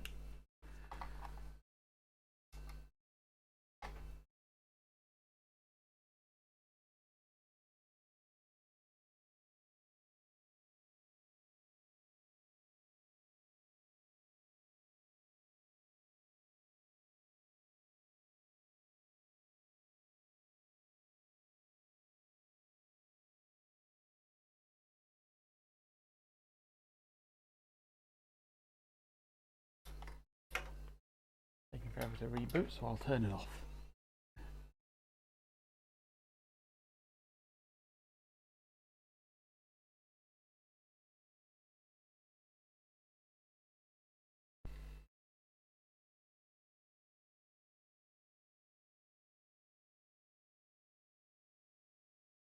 I tend to do most of my YouTube watching on my phone in bed at night. I don't usually comment much because trying to comment on the YouTube app on Android is painful to say the least.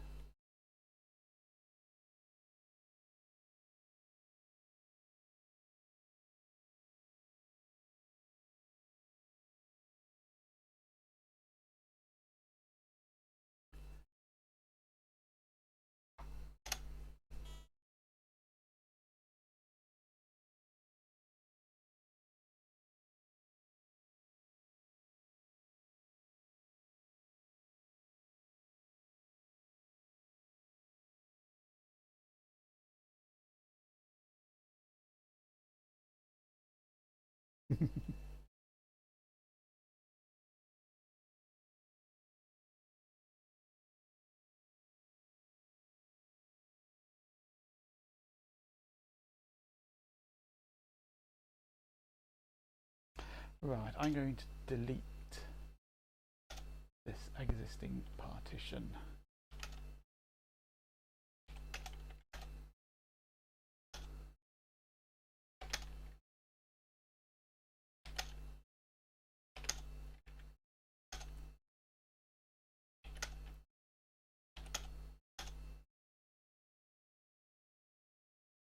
Okay, here we go.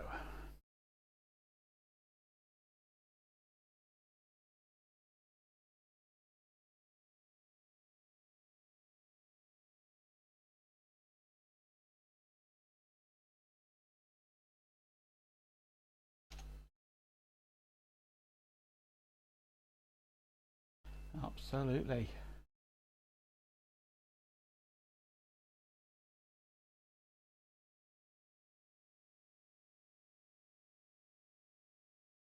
If it doesn't, it might be the hard drive.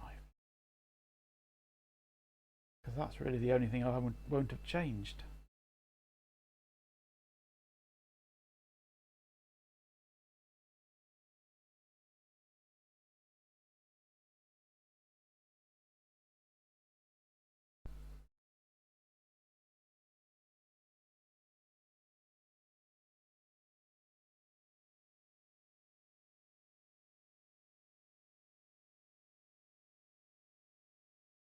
Well, I knew it existed in that I heard the name over the years, but it's not something I'd ever actually come across at all.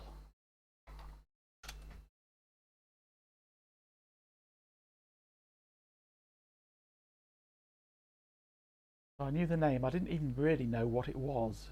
It's only when doing the NetWare videos that I came across the name again and looked in a bit more to see exactly what it was, and decided I should have a go at it.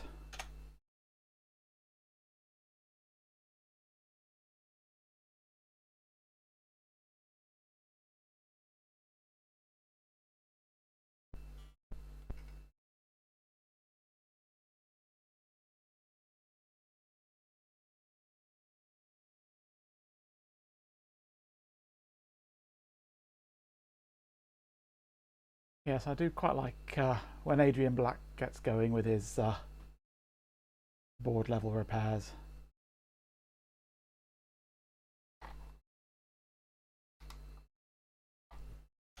I must do something with my Amiga as well, or what little I've got of it. I had put it into a PC case at one point, but I've had to take it out and reuse the PC case as my NAS.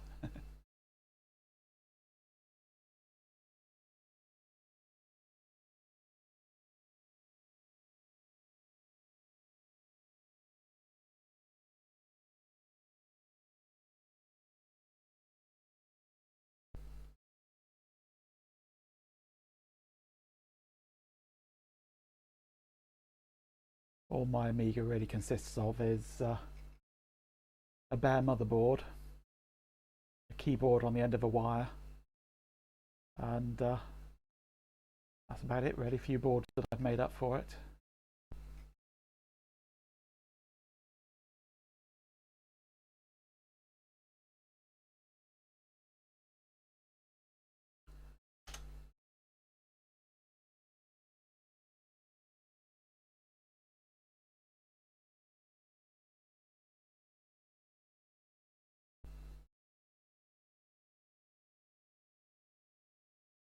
I didn't think Amigas existed in the States, do they?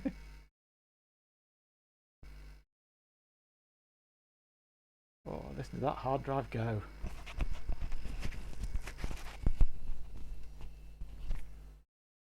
Oh, Canada. They do exist in Canada, they just haven't made it over the border.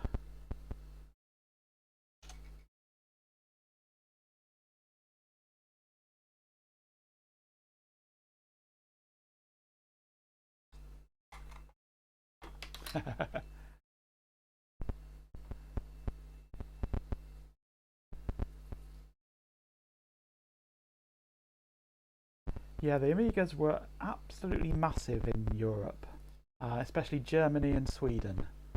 They were the two major centres of Amiga activity.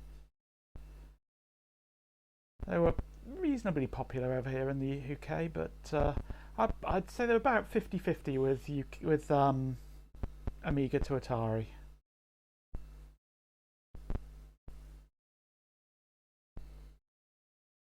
one stage I actually owned both. Okay, here we go. Cannot mount root. Cannot mount root.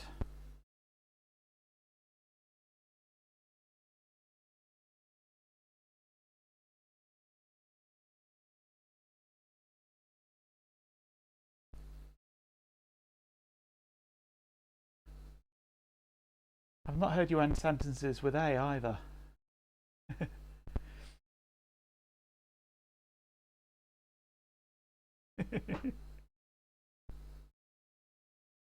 I think you're an imposter.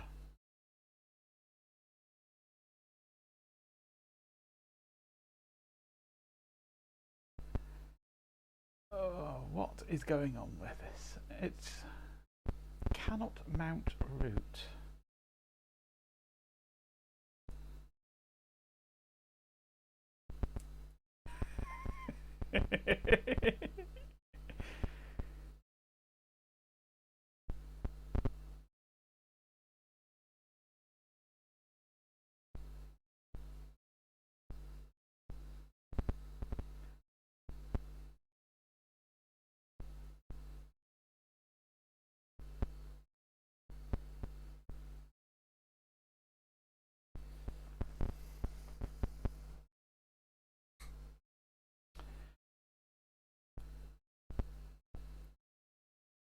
I'm going to take this SD card, which was the very first installation,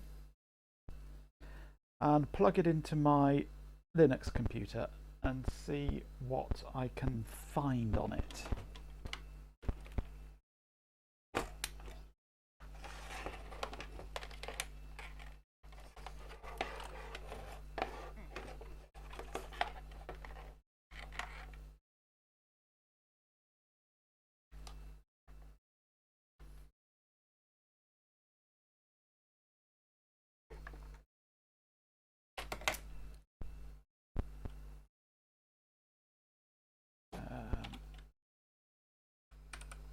Can I get anything on here?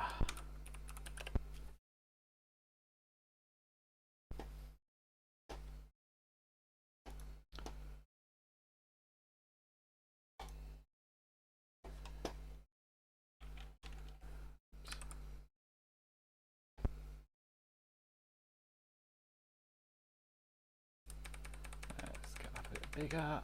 Okay, now I don't know if this is even working. It is. Hey, we have access to my Linux computer here, but I can't actually see the screen because there's lights directly above it. So let's turn the lights off. There we go. Right.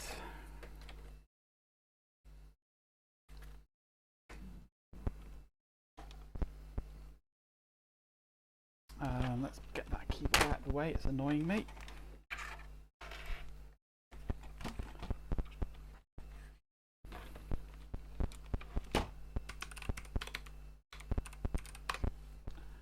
Okay, so this will be SDB. That's interesting. Because when I was deleting the original partitions, it was partition 4 that was being deleted, not partition 1.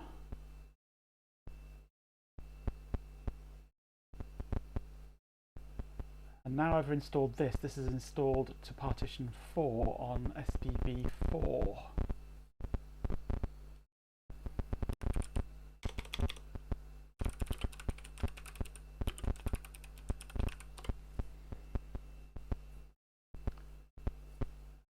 And I notice Linux doesn't know what format this is.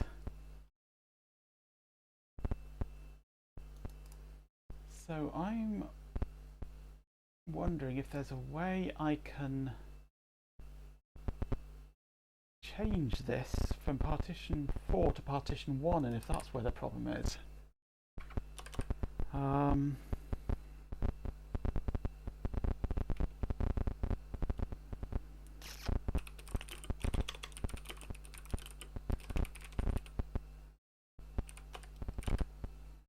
SDB4? Ah, this knows what format it is. GNU Herd or sysv. Sysv. What would happen if I were to delete the partition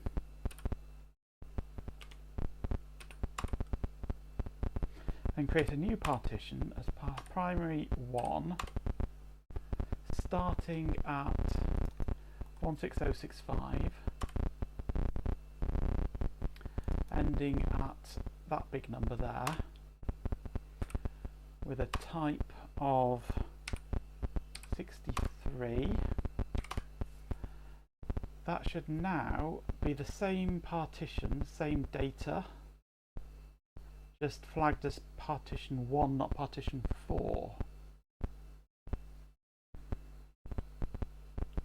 And which set it as bootable is A. So now we've got a bootable partition 1 with the same layout. I wonder what that will do. It's got to be worth a try.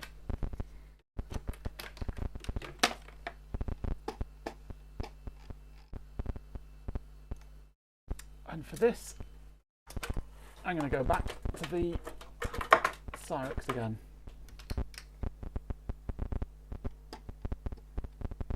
Oh, is it gone? Is my battery running out? No. Is that improved?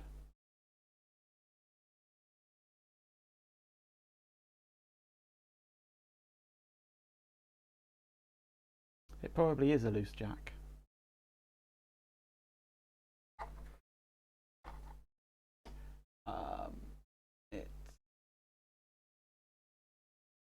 Get some light going again. It's this thing that's the problem.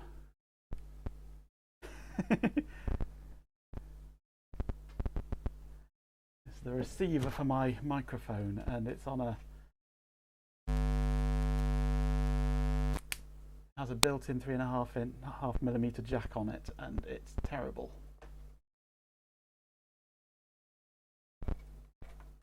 The slightest movement and it all goes horrible and crackly.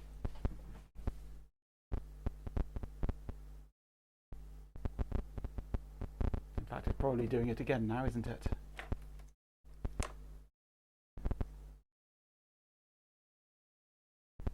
Or maybe it's the transmitter in my pocket. It doesn't like it. I'll take that out of my pocket for a bit.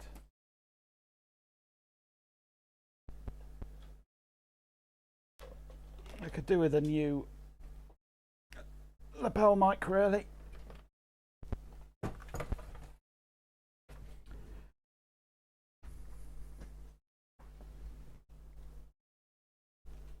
Actually, I've got somewhere a clip to put this on my belt. I had it in my hand earlier, and now I've lost it again. So actually, I'll just tuck it under my belt. Hopefully that works okay. Right, what am I doing here? I'm moving this out of the way. In a moment, I just want to take the CD out. I already have taken the CD out.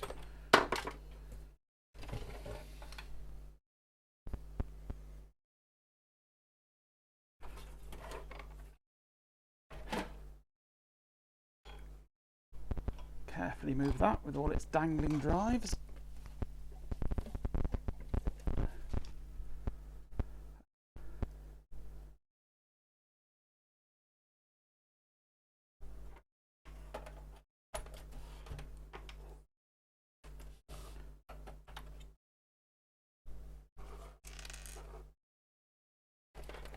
Now I need to reconnect my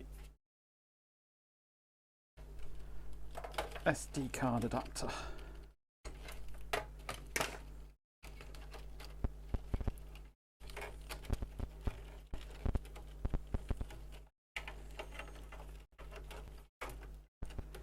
times like this, I wish I hadn't done such cunning cable management in this computer.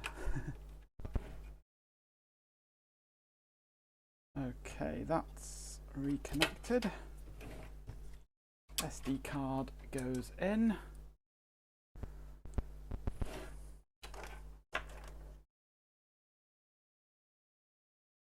Keyboard and mouse plugged in.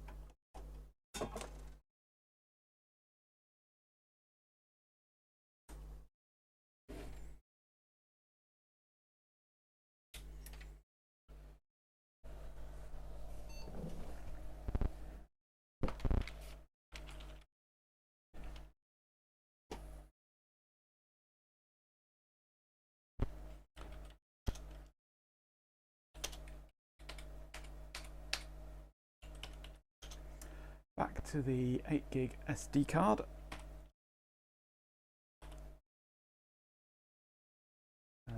Let's just put this back to what it should be.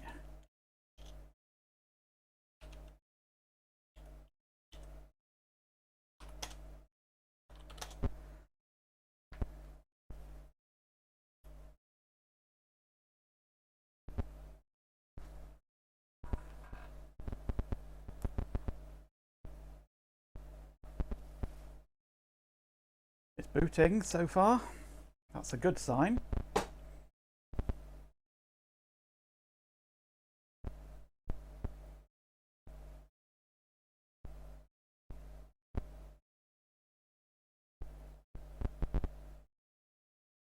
And the moment of truth, nope, cannot mount root, exactly the same. Okay. I think I'm going to admit defeat on this one, at least for the time being. I might have a play in QEMU or something over the next couple of days, but I don't think this is going to work.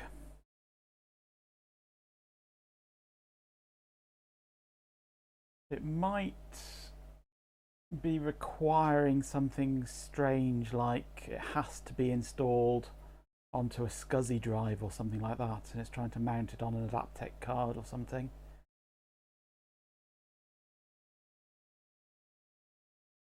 I don't have a single item of SCSI anywhere in the whole building, so that's not going to happen.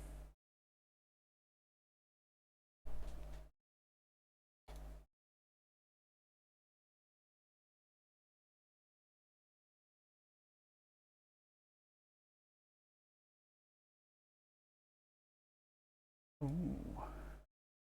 This OS either doesn't support the virtual disk controllers of drives, or there is something wrong with your image.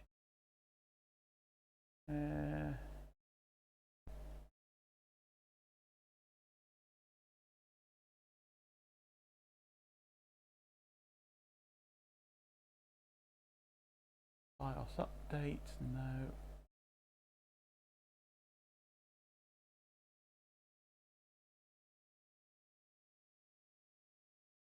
Banyan VINES boots and runs in VirtualBox. The only thing is, I don't have any of the codes needed to activate features, but Vines is up and running. I might give VirtualBox an attempt then. But it sounds like it's... yeah. It does sound like it's not able to access IDE. So it might be requiring SCSI.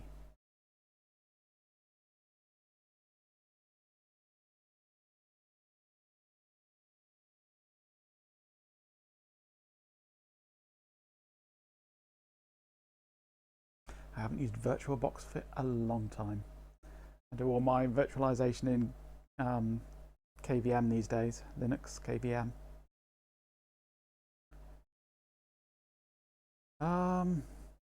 I could maybe one day invest in a good old classic Adaptec 2940 and a SCSI hard drive, but Not something I can afford at the moment. So yeah, I shall have to play with virtualization and see if I can get anything working on there.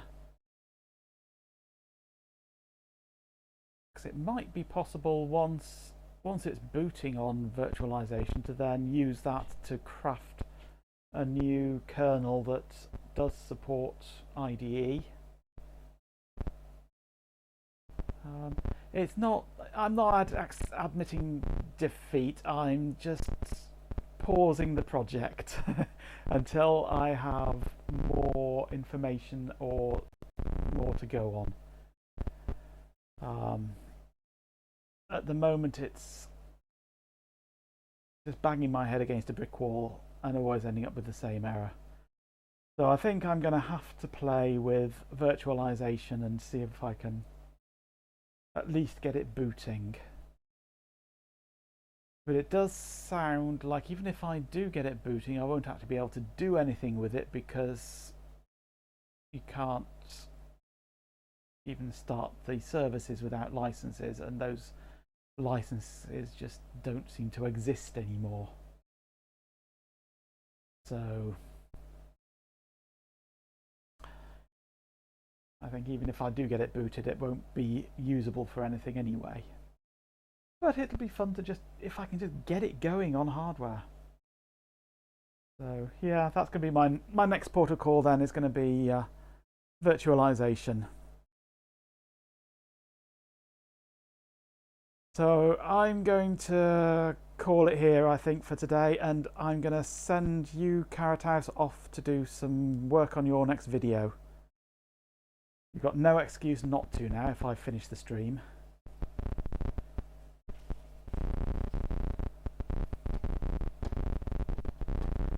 So let's see if my outro still works.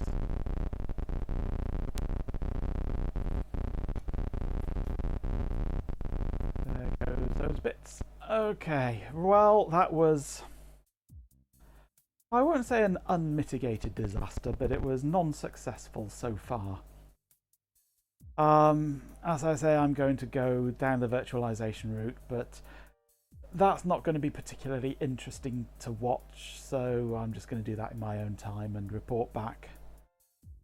So I shall release you off to go and do your various things, go and eat, go and edit videos, go and watch other people's videos and all that sort of thing. So yeah, if you enjoy what I do, you might like to follow and get notified of next time I stream, which should be next Monday at 7 o'clock UK time. I have no clue again what I'm going to be doing then. I might be following up with this perhaps then. Don't forget to have a look on YouTube at my videos, and there's always the Discord, and of course I've set up Patreon now, so if you want to get your name in this bit down the bottom here and get early access to any videos I make, you might want to throw a couple of pounds my way every month just to join the fun. Well, thank you for joining me. That's it for today. I'm going to love you and leave you, and see you next time.